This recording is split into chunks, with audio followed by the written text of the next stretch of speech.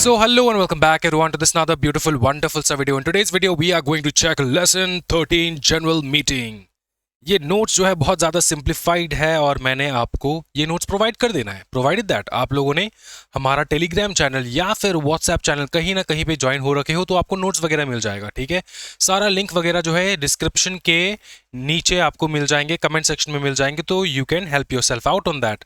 अच्छा, स्टार्ट करें हम लोग जनरल मीटिंग। भैया 10 से 15 मार्क कहीं नहीं गए तुम्हारे, 10 से 15 मार्क इसी चैप्टर में से आने वाला है। 96 का ऐसा क्वेश्चन आता है, 96 मतलब सर सेक्शन 96 से ये चैप्टर स्टार्ट होता है और 96 जो है ना, ये हर एग्जामिनेशन में एक बार ना एक बार आया है, किसी ना किसी क्वेश्चन में आया ही होगा। तो हर एवरी टाइम एवरी अटेम्प्ट में यहाँ से मैं तुमको श्योर होकर बता सकता हूँ कि ये क्वेश्चन आने वाला है, ये क्वेश्चन आएगा। क्या है, समझ में आ रहा है? तो इसमें से सबसे इंपॉर्टेंट सेक्शन जो आगे निकलता है वो है सेक्शन 96। तो हम लोग फटाफट देखेंगे, रिवीजन पर्पस के लिए देखेंगे, क्विक रिवीजन होगा क्योंकि आप लोगों ने रेगुलर क्लासेस, आपने कहीं से भी रेगुलर क्लासेस कर रखे हो तो वो आपने देख रखा है। तो हम लोगों ने कोशिश करेंगे कि थोड़ा जल्द से जल्द हम लोग इस चैप्टर को वाइंड अप कर दे। ठीक, मैंने कह रखा है कि 1 घंटे में चैप्टर कंप्लीट हो जाएगा, लेकिन मेरे को पता नहीं है। अब कोशिश मैं जरूर करूंगा 1 घंटे में कंप्लीट करने के लिए, लेकिन 2 घंटा भी लग सकता है। देखना है बहुत अच्छे से दोस्तों। मीटिंग का मतलब क्या होता है? मीटिंग का मतलब होता है भैया सब लोग आके मिलके बैठ के बिजनेस का बात करना, उसका मतलब होता है मीटिंग। ठीक है, तो कोई भी लॉफुल बिजनेस ट्रांजैक्ट करने के लिए, कोई भी लॉफुल बिजनेस ट्रांजैक्ट करने के लिए तुमको मीटिंग बुलाना पड़ता है, तुमको मीटिंग बुलाना पड़ता है। जनरली 2 इंसान हो सकता है, एक इंसान से मीटिंग जो है नहीं होता है, 2 इंसान चाहिए होता है हमको मीटिंग में। 2 पर्सन जो है ये मैंडेटरी होता है। कुछ एक्सेप्शंस है वो आगे देखेंगे हम लोग। ट्राइब्यूनल जो है वो बाप बन के आता है और कहता है कि एक इंसान से भी मीटिंग कंडक्ट हो सकता है, कोई रोक नहीं सकता एक इंसान से भी। लेकिन वो जो अपना रौद्र रूप है, ट्रिब्यूनल जो है अपना रौद्र रूप तभी दिखाता है जब तुम कंटिन्यूसली बहुत ज्यादा डिफॉल्ट कर देते हो। किस प्रकार से आगे देखेंगे हम लोग। सीधा इधर आ जाओ दोस्तों। वाई मीटिंग क्यों? ये हम लोग घर में जब समर वेकेशन तुम्हारा रहेगा तब तुम पढ़ लेना वाई मीटिंग। सीधा इधर आ जाओ। सीधा हम लोग देखने वाले हैं, हाँ जी बाबा, ओके, हम लोग सीधा देखने वाले हैं यहां से एनुअल जनरल मीटिंग सेक्शन 96। क्या दोस्तों, सेक्शन 96 एनुअल जनरल मीटिंग क्या कहता है? कहता है कि हर कंपनी को एक एजीएम जो है साल में करना ही होता है। Every company must have 1 AGM साल में। ठीक, अब ये जो एजीएम है, देखो एजीएम है वंस इन कैलेंडर ईयर होना ही चाहिए। एजीएम 3 प्रकार से डिवाइडेड होता है। एक है फर्स्ट एजीएम, दूसरा है सब्सिक्वेंट एजीएम। सर तीसरा एजीएम तो पता नहीं, तीसरा एजीएम ने हमने कभी सुना ही नहीं है। तीसरा एजीएम होता है अपने लिस्टेड कंपनीज का एजीएम। कितना बताओ? लिस्टेड कंपनीज का एजीएम, लिस्टेड कंपनीज का एजीएम। ठीक है, ये additional compliance for listed companies, ये होता है तुम्हारा लिस्टेड कंपनी का एजीएम जहां पे 5 महीने का प्रोविजन है। क्या बताओ? 5 महीने का प्रोविजन है। ठीक है, देखो बताया क्या जाता है, देखो बोला कि देखो साल में एक बार एजीएम करना मैंडेटरी है। पहला एजीएम तुम्हारा साल खत्म होने के बाद, जैसे ही तुम्हारा साल खत्म हो जाता है उसके 9 महीने के अंदर अंदर तुम लोग को फर्स्ट एजीएम कर लेना होता है। सब्सिक्वेंट एजीएम जो है साल खत्म होने के 6 महीने के अंदर अंदर कर लेना होता है। और 2 एजीएम के बीच में भैया 15 महीने से ज्यादा का गैप नहीं होना चाहिए। 2 एजीएम के बीच में मतलब 2021 2022 के बीच में, मतलब 2021 का जो एजीएम है, 2022 का एजीएम है, या फिर 2023 का जो एजीएम होगा।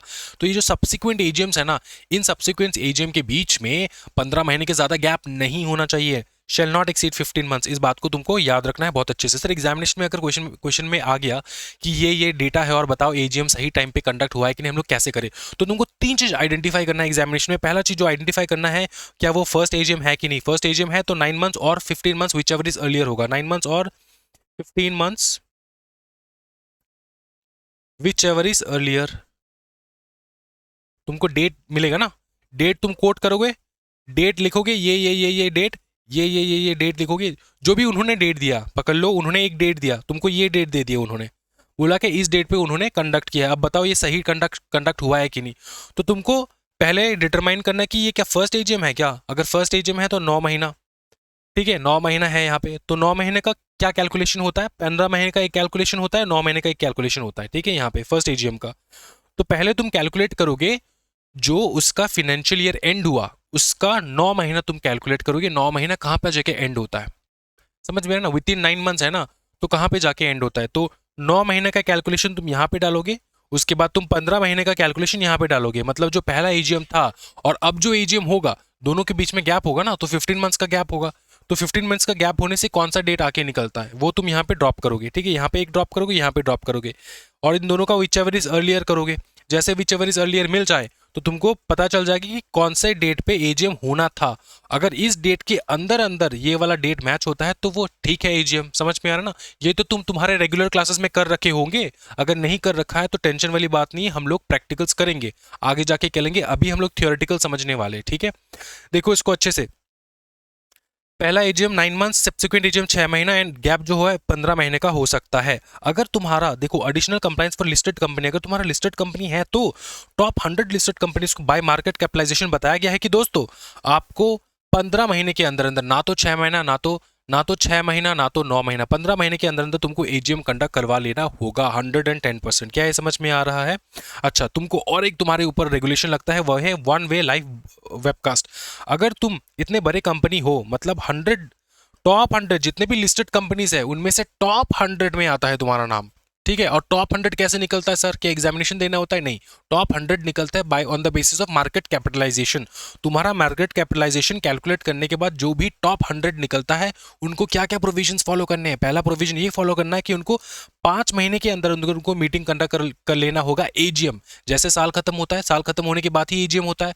ईजीएम तो साल के बीच में होता है, लेकिन एजीएम क्या साल के बीच में होता है क्या? नहीं, साल खत्म हुआ उसका एजीएम तुम नेक्स्ट ईयर करने वाले हो, राइट। विद इन का टाइम लिमिट है, with in 6 month, with in 9 months या फिर विद इन 5 मंथ्स। तो तुम्हारा टॉप 100 लिस्टेड कंपनीज के लिए 5 महीने जो है ये इंपॉर्टेंट है। एग्जामिनेशन में बहुत क्रिटिकल क्वेश्चंस पूछा जाएगा, सेक्शन 96 डेफिनेटली आएगा, 100% आएगा। और छोटे छोटे जगह पे तुम लोग मिस्टेक करके आ जाओगे। आपको तुमको देखना है कि भैया ये क्या लिस्टेड कंपनी है, टॉप 100 के कैपिटलाइजेशन में आता है? वो तो बताएंगे नहीं, वो बता भी सकते हैं, बता भी नहीं सकते। तो तुमको दो कंक्लूजन ड्रॉ करना है कि अगर वो लिस्टेड कंपनी है तो ये सोल्यूशन, अगर नॉन लिस्टेड है तो ये सोल्यूशन, ठीक है। तुम ये भी लिख सकते हो कि क्योंकि क्वेश्चन में मेंशन नहीं है, since it is not mention the question कि इट इज लिस्टेड और not listed, so I am, तो तुम अज्यूम कर रहे हो कि it is not a listed company और रेगुलर प्रोविजन तुम ड्राफ्ट कर रहे हो, ये भी तुम लिख सकते हो आंसर में। तो बहुत मजा हो जाएगा, ठीक है। कंपनी लॉ में बहुत टेक्निकल चीजें तुमको ड्राफ्ट करने होते हैं।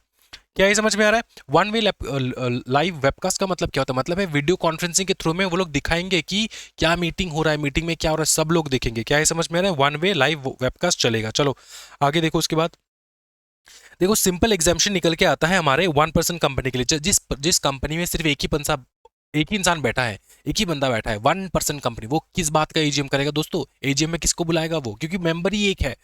तो 1% company is not required to hold annual general meeting, इस बात का ध्यान रखना, ठीक है। उसके बाद देखो, अच्छा सर ये जो तुम्हारा 6 महीना है, 9 महीना है, 5 महीने है, क्या क्या एक्सटेंड हो सकता है? आंसर है हाँ, एक्सटेंड हो सकता है, लेकिन 9 महीने के लिए एक्सटेंड नहीं हो सकता, 6 एंड 5 महीने के लिए एक्सटेंड हो सकता है। देखो इसको तुमको ध्यान में रखना है। 9 महीने के लिए एक्सटेंड इसलिए नहीं हो सकता क्योंकि तुम्हारा वो फर्स्ट एजीएम होता है। First AGM it is expected कि तुम टाइमली कंडक्ट कर लोगे, तो सर नहीं किए, पकड़ लो, फर्स्ट एजीएम जो है 9 महीने के अंदर अंदर मैंने कंडक्ट नहीं किया, तो क्या कर लोगे आप? देखो कर ये सकते कि तुम्हारे ऊपर फाइन लगा देंगे, इससे ज्यादा हम लोग कुछ नहीं कर सकते। तुम्हारे ऊपर क्या लगेगा बता दो? फाइन लग जाएगा। क्या लग जाएगा? फाइन लग जाएगा। तुमको पेनल्टी वगैरह पे करना पड़ेगा। डायरेक्टर जो डिफॉल्ट रहेगा, ऑफिसर जो डिफॉल्ट रहेगा, उनको भी जो है पेनल्टी पे करना होगा, फाइन लग जाएगा। क्या ये समझ में आ रहा है ना? तो फर्स्ट एजीएम में तुमको एक्सटेंशन नहीं मिलता, लेकिन हाँ जो 6 महीने का तुम्हारा पीरियड है जो कि सब्सिक्वेंट एजीएम में मिलता है, 6 महीने के लिए तुमको 3 महीने का एक्स्ट्रा जो है टाइम पीरियड एडिशनली मिल सकता है बाय आरओसी तुमको दे सकता है। 5 महीने में भी मिल सकता है, तुम लिस्टेड कंपनी को भी मिल सकता है, ठीक। अच्छा ये जो 3 महीने का एक्सटेंशन है ना, इस कौन से बेसिस पे मिलता है? स्पेशल रीजन पे मिलता है। स्पेशल रीजन याद रखना, जो कि बियॉन्ड ह्यूमन कंट्रोल हो। जैसे आग लग गया फैक्ट्री में, बवंडर आ गया, धरती घिस गई, अंदर अंदर चला गया, कंपनी धरती के अंदर चला गया, ठीक है, फ्लड आ गए, तो इस प्रकार से नेचुरल कैलेमिटीज अगर हो रहे हो तो स्पेशल रीजन की वजह से जो है तुमको 3 महीने का एक्स्ट्रा टाइम पीरियड मिल सकता है फॉर कंडक्टिंग एजीएम। क्या ये समझ में आ रहा है दोस्तों? चलो ठीक है। अब देखो एजीएम का डे टाइम प्लेस बहुत इंपॉर्टेंट है कि कहाँ पे करना है, कब कौन से समय पे करना है, कौन से समय पे नहीं करना है। पहली बात यह है कि भैया तुमको बिजनेस आवर्स में करना होता है। Business hours is always 9 to 6 PM, 9 AM to 6 PM तुम्हारा बिजनेस आवर्स होता है। इसी टाइम पे तुमको करना होता है तुम्हारा एजीएम। याद रखना नेशनल हॉलीडे में तुम एजीएम नहीं बुला सकते। देखो क्या, any day that is not a national holiday, national holiday में तुम नहीं बुला सकते। सर नेशनल हॉलीडे का मतलब ये होता है कि सर बापू जी का बर्थडे, सैम सर का बर्थडे, मेरा बर्थडे, शुमान सर का बर्थडे है 26 जनवरी को दोस्तों, तो 26 जनवरी को तुम नहीं बुला सकते। मेरे बर्थडे पे नहीं बुला सकते, मेरा फ्रेंड है महात्मा गांधी, उनके बर्थडे पे नहीं बुला सकते, ठीक है, हम लोग इंपॉर्टेंट इंसान है। और also eight the same time जो जो इंडिपेंडेंस डे होते हैं ना, 15 जनवरी, 15 फरवरी, ठीक है, सॉरी 15 अगस्त, क्या बोल रहा हूँ मैं यार, 15 अगस्त को तुम नहीं बुला सकते, 26 जनवरी को नहीं बुला सकते, अक्टूबर के महीने के 2 तारीख को नहीं बुला सकते। क्या ये समझ में? ये होता है नेशनल हॉलीडे, जब पूरा नेशन जो है हॉलीडे मनाता है, तो नेशनल हॉलीडे में तुम नहीं बुला सकते। मेरे बर्थडे पे, महात्मा गांधी की बर्थडे पे, and also eight the same time 15 अगस्त पे भी तुम नहीं बुला सकते एजीएम। क्या ये समझ में आ रहा है? क्या ये समझ में आ रहा है दोस्तों? नेशनल हॉलीडे पे नहीं बुला सकते। जैसे कि रिपब्लिक रिपब्लिक छोड़ो यार, January 26 शुमान सर का बर्थडे होता है, ठीक है, तो ये याद रखना, रिपब्लिक डे पे, शुमान सर के बर्थडे पे, इंडिपेंडेंस डे 15 अगस्त, गांधी गांधी का 2 अक्टूबर पे बर्थडे होता है दोस्तों। तो इनके बर्थडे पे भी हमको क्या करना है बताओ? मीटिंग नहीं कंडक्ट करना है, ठीक है। Any other day declared by the central government जो कि नेशनल हॉलीडे होगा। अच्छा, प्लेस कहाँ पे करना है? प्लेस कहाँ पे करना है बता दो फटाफट। प्लेस भैया रजिस्टर्ड ऑफिस पे करना है। अगर रजिस्टर्ड ऑफिस में तुमको नहीं करना तो सीटीवी में करना है। सर सीटीवी का मतलब क्या होता है? सीटीवी का मतलब होता है with in the city, town, village, जहाँ पे तुम्हारा रजिस्टर्ड ऑफिस हो। जिस भी रजिस्टर्ड ऑफिस में, जिस भी जगह पे तुम्हारा रजिस्टर्ड ऑफिस हो, उस सिटी या फिर टाउन या फिर विलेज में तुमको तुम्हारा मीटिंग कहीं पर भी कंडक्ट करवा सकते हो। एग्जांपल के तौर पे तुमको समझाता हूँ। पकड़ ले, तुम्हारा जो कंपनी है, कंपनी का रजिस्टर्ड ऑफिस जो है वो कलकत्ता में है। कहाँ पे है बताओ? तुम्हारे कंपनी का जो रजिस्टर्ड ऑफिस है दोस्तों वो है कलकत्ता में। कलकत्ता में तुम्हारा रजिस्टर्ड ऑफिस है, और तुम्हारा जो रजिस्टर्ड ऑफिस है ना, तो वो 1 RK है का, 1 RK का है, मतलब छोटा सा रूम है, छोटा सा टॉयलेट जैसा रूम है तुम्हारा रजिस्टर्ड ऑफिस कंपनी का, ठीक है। इसमें तुम इतने सारे मेंबर्स को बिठाओगे कहाँ पे? तो बताया जाता है कि भैया जो भी तुम्हारा मीटिंग वगैरह वैसे भी होता है ना, वो जो बड़े बड़े होटल्स में होते हैं, होटल का जो कॉन्फ्रेंस रूम वगैरह होता है ना, वहाँ पे होता है, ठीक है। तो बताया जाता है कि तुम्हारा जो रजिस्टर्ड ऑफिस है, तुम्हारा जिस भी सिटी, जिस भी टाउन, जिस भी विलेज में तुम्हारा रजिस्टर्ड ऑफिस रजिस्टर्ड है, तुम्हारा रजिस्टर्ड ऑफिस है कंपनी का, वहां के, उस सिटी के, उस टाउन के, उस विलेज के कहीं पर भी तुम कर लो, तो बड़े बड़े होटल्स में तुम अपना कर सकते हो एजीएम। क्या ये समझ में आ रहा है दोस्तों? चलो ठीक है, ओके। सेंट्रल गवर्नमेंट का एग्जाम्पशन मिल चुका है। देखो, can exempt any, central government जो है वो किसी भी कंपनी को एग्जाम्प्ट कर सकते हैं फ्रॉम दिस प्रोविजन। तो सेंट्रल गवर्नमेंट अगर पकड़ ले, सेंट्रल गवर्नमेंट पकड़ ले, तुम्हारे ऊपर हाथ रख दिया, बोला कि भैया तू जो है तू शिमला में कर ले अपना मीटिंग, ठीक है, तो तुम शिमला में कर सकते हो, कोई टेंशन वाली बात नहीं। सेंट्रल गवर्नमेंट कर सकता है। सेंट्रल गवर्नमेंट का एक्स्ट्रा पावर होता है कि वो किसी भी कंपनी को एग्जाम्प्ट कर सकते हैं इन सारे प्रोविजन से। कह सकता है कि तू कहीं पर भी कर ले मीटिंग, ठीक है। चलो अच्छा, गवर्नमेंट कंपनी का तुमको पता है, गवर्नमेंट कंपनी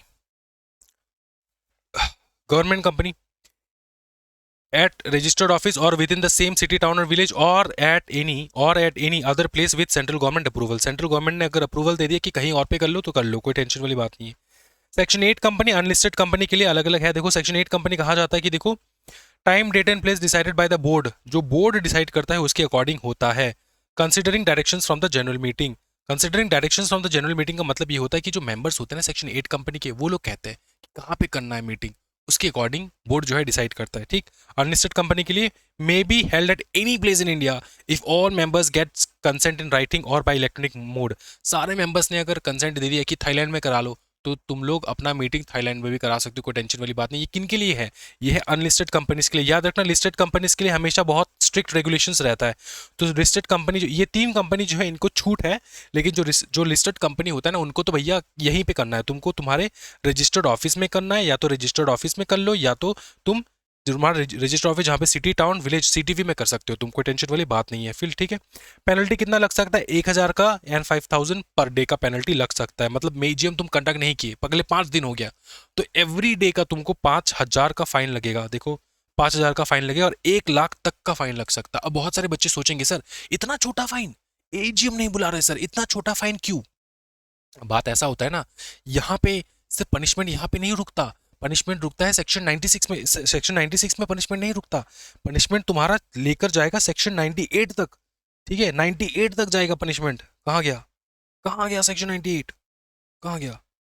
ये सेक्शन 98 तक, ये तो तुम्हारा ईजीएम के लिए है। एंड यहाँ पे मैं देख लूँ, यहाँ पे कहाँ पे लिखा होगा, लिखा होना चाहिए, कहाँ गया?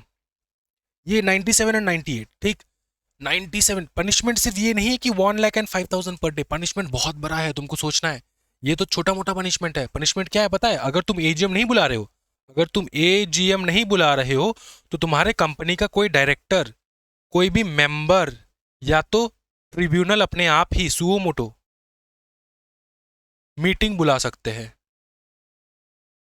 मीटिंग बुला सकते हैं। इसका मतलब क्या होता है सर? इसका मतलब ये होता है कि ट्रिब्यूनल का मर्जी अगर पकड़ ले डायरेक्टर ने, तुम्हारे कंपनी का कोई भी एक भला डायरेक्टर होगा जिसको जिसको पता है मीटिंग होना चाहिए, लेकिन कोई भी डायरेक्टर मीटिंग नहीं कर रहा है, वो डायरेक्टर ने कंप्लेंट कर दिया ट्रिब्यूनल को, या फिर कंपनी के मेंबर्स ने कंप्लेंट कर दिया ट्रिब्यूनल को। तो ट्रिब्यूनल को जैसे ही ऐसे इस प्रकार के कंप्लेंट्स मिले, या फिर ट्रिब्यूनल खुद भी देख रहा है, दूर से देख रहा है कि तुम मीटिंग कंडक्ट नहीं कर रहे हो, तो सुओ मोटो भी आ सकता है। सुओ मोटो का मतलब होता है अपनी मर्जी से भी ट्रिब्यूनल आ सकते हैं और कह सकते हैं कि भैया तूने मीटिंग कंडक्ट नहीं किया, तूने मीटिंग कंडक्ट नहीं किया अभी तक, अब तेरे को पनिशमेंट मिलेगा, अब तू मीटिंग बुला, फटाफट मीटिंग बुला, और अगर नहीं बुलाया मीटिंग तो देख तेरे साथ मैं क्या करता हूँ। पता है क्या करता है? पता है ट्रिब्यूनल क्या करता है भैया? ट्रिब्यूनल अपने रौद्र रूप दिखाता है। रौद्र रूप में वो क्या करता है? कहता है कि सुन, मैं आज तुमको अभिशाप देता हूँ कि भैया कोई भी एक मेंबर या तो वो फिजिकली प्रेजेंट हो, या फिर प्रॉक्सी में, या फिर प्रॉक्सी में, या तो physically by by themselves, member by themselves, one member, कोई भी एक मेंबर या तो फिजिकली प्रेजेंट हो, या फिर वो अपने घर का प्रॉक्सी भेज दे, घर का कोई ड्राइवर को, किसी को भी भेज दे, अपनी बीवी को भेज दे, अपने बच्चे को भेज दे, ठीक है, एज अ प्रॉक्सी। कोई भी एक मेंबर तुम्हारे कंपनी का पूरा एजीएम कंडक्ट कर सकता है। मतलब कि यहाँ पे किसी प्रकार का कोरम वोरम की जरूरत नहीं है। मिनिमम इतना मेंबर चाहिए होता है, मिनिमम उतना मेंबर चाहिए होता है, लेकिन यहाँ पे किसी प्रकार का मिनिमम रिक्वायरमेंट हम लोग करेंगे ही नहीं। मिनिमम रिक्वायरमेंट का कोई दरकार नहीं है। कोई एक बंदा जो है मीटिंग कंडक्ट कर सकता। अब तुम सोच, अगर तुमको मिल जाए ऐसा अपॉर्चुनिटी कि तुम रिलायंस का मीटिंग कंडक्ट कर लो अपने आप ही, तुम अकेले मीटिंग कंडक्ट कर सकते हो, तो तुम क्या बवाल मचाओगे भाई? तुम क्या बवाल मचाओगे? तुम तो भैया कुछ भी कर सकते हो भैया, मीटिंग में, एजीएम में तुम कुछ भी कर सकते हो। तुम उल्टा सीधा डिसीजन लेके सारे शेयर्स अपने नाम कर सकते हो। कितना ज्यादा कंपनी मर जाएगा, डूब जाएगा, इतना बड़ा सिचुएशन हो जाता है। इसलिए कोई भी कंपनी ऐसा होता नहीं है जो कंपनी एजीएम को जो है लेट कर दे। हर कंपनी एजीएम टाइम पे कंडक्ट करता है। इतना ज्यादा बवाल वहां पे रिस्ट्रिक्शन लगा दिया। इसलिए क्या है समझ में आ रहा? पनिशमेंट इतना डेंजरस है ना कि रूह कांप जाता है कंपनी का सोच के कि भैया हम लोग एजीएम नहीं करेंगे। क्या क्या है समझ में आ रहा दोस्तों? चलो, ट्रिब्यूनल का पावर देखो, ट्रिब्यूनल का पावर देखो फटाफट। If default in holding AGM, any member can apply to the tribunal to call direct calling of the AGM. Tribunal can give ancillary direction. मतलब one member present in person या फिर proxy constitutes the meeting.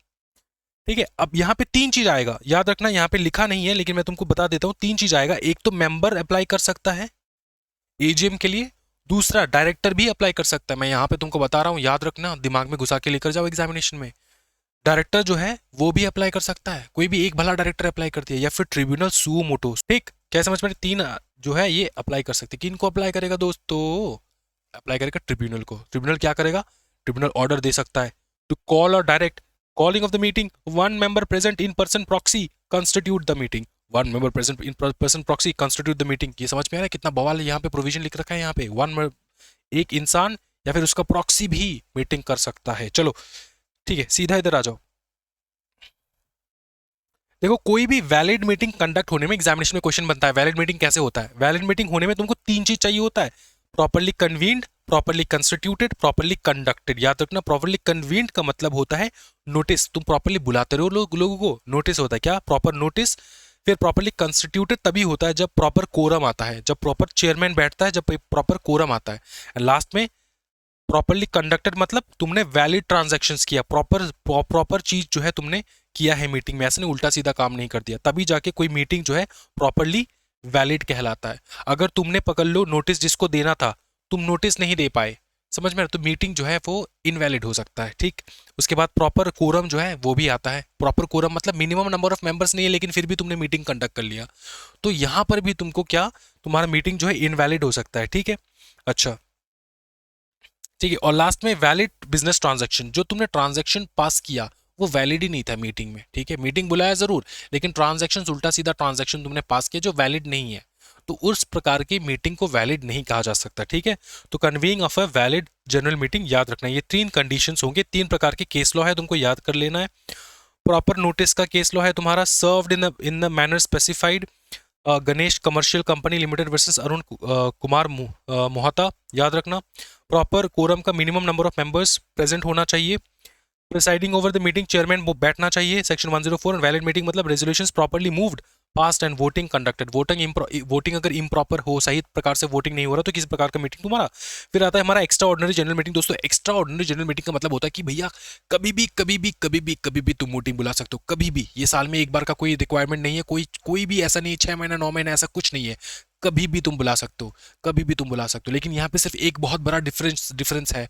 जैसे AGM में पकड़ लो, तुमने AGM तुमको बुलाना था, तुमने नहीं बुलाया, तो कोई भी मेंबर जाके ट्रिब्यूनल को बोल सकता था, ठीक है, कि ट्रिब्यूनल एजीएम नहीं बुलाए, आप देखो। तो ट्रिब्यूनल क्या करता था, ट्रिब्यूनल ऑर्डर देता था कंपनी को, ठीक है। लेकिन यहां पर कोई ऐरा गैरा नत्थु खैरा मेंबर, अगर तुमने एजीएम जो है बुलाना है कंपनी को, लेकिन एजीएम ने नहीं बुलाया, कंपनी नहीं बुलाया ईजीएम, ठीक है। ईजीएम बुलाना है कंपनी को, देखो टंग स्लिप हो रहा है मेरा, अच्छे से देखो। ईजीएम जो है ये बुलाना है कंपनी को, लेकिन ईजीएम नहीं बुलाया, तो क्या कोई भी मेंबर जाके बोल सकता है? कोई भी मेंबर जाके बोल सकता है ट्राइब्यूनल को? हाँ जी, आंसर है नहीं। अच्छा एक चीज और बताओ, जैसे एजीएम जो है कोई भी मेंबर रिक्वेस्ट कर सकते कि तुमने एजीएम क्यों नहीं बुलाया, कंपनी को बोल सकता है। लेकिन क्या यहां पर भी कोई भी मेंबर रिक्वेस्ट कर सकता है? ऐसा आंसर है नहीं। ईजीएम जो है यहाँ पे रूल्स चेंज हो जाते हैं। यहाँ पे जो ईजीएम है वो कंपनी अपनी मर्जी से कभी भी बुला सकते हैं। पहला है बोर्ड सुओ मोटो बुला सकते। सुओ मोटो का मतलब क्या होता है? सुओ मोटो का मतलब होता है, सर सुओ मोटू बुला रहे हो क्या आप मुझे? मोटू नहीं बुला रहा हूं भाई। सू मोटो का मतलब होता है अपने खुद के मर्जी से बुलाना। बोर्ड कभी भी बुला सकता है, जितना चाहे उतना बुला सकता है बोर्ड। किसी को कुछ एक्सप्लेनेशन के बिना ही बोर्ड बुला सकता है, जितने मर्जी बुला सकता है बोर्ड, ठीक है, सू मोटो।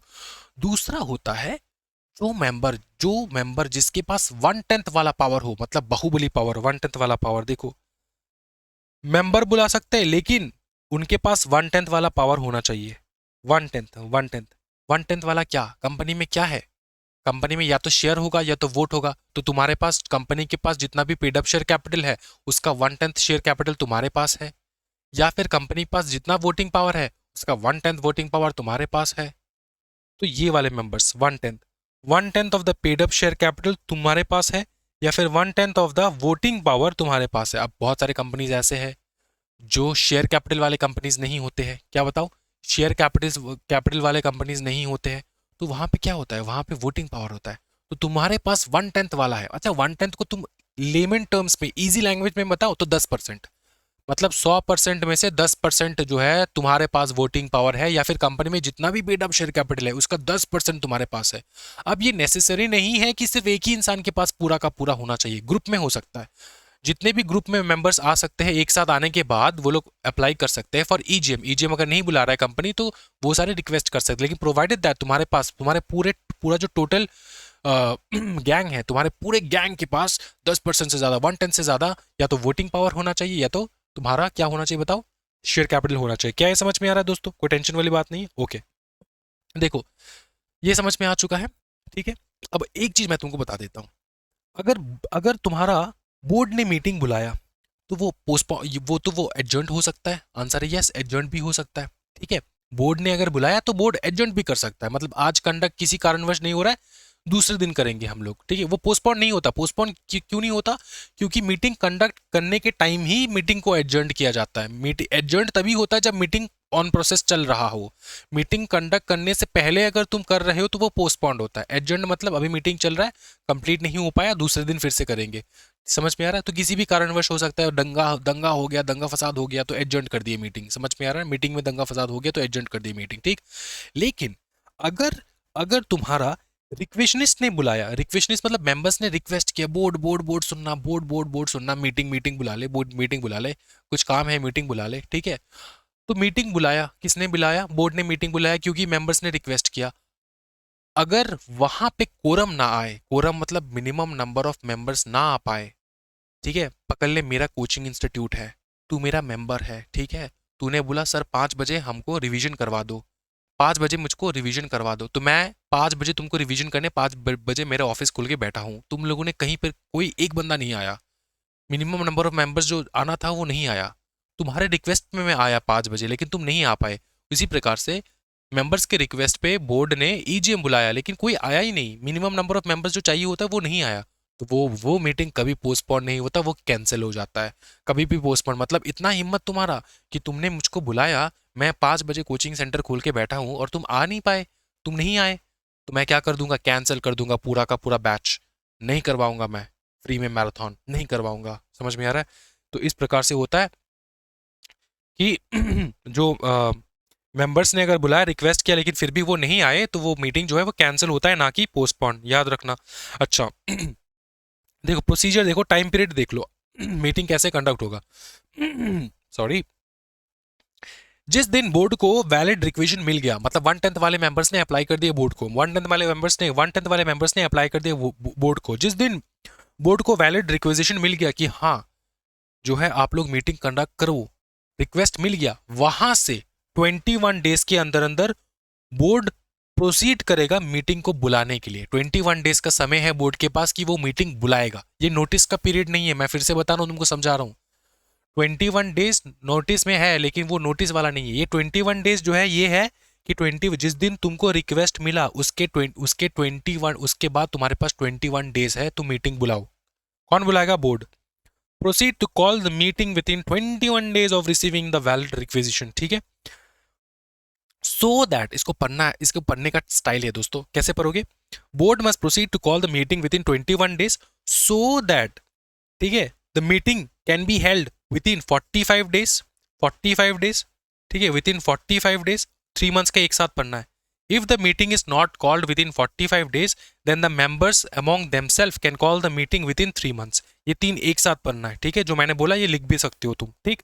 अच्छा समझो ये क्या है, इसका मतलब ये है कि 21 डेज में तुमको मीटिंग बुला लेना होता है सो दैट तुम 45 डेज में मीटिंग कंडक्ट कर लो।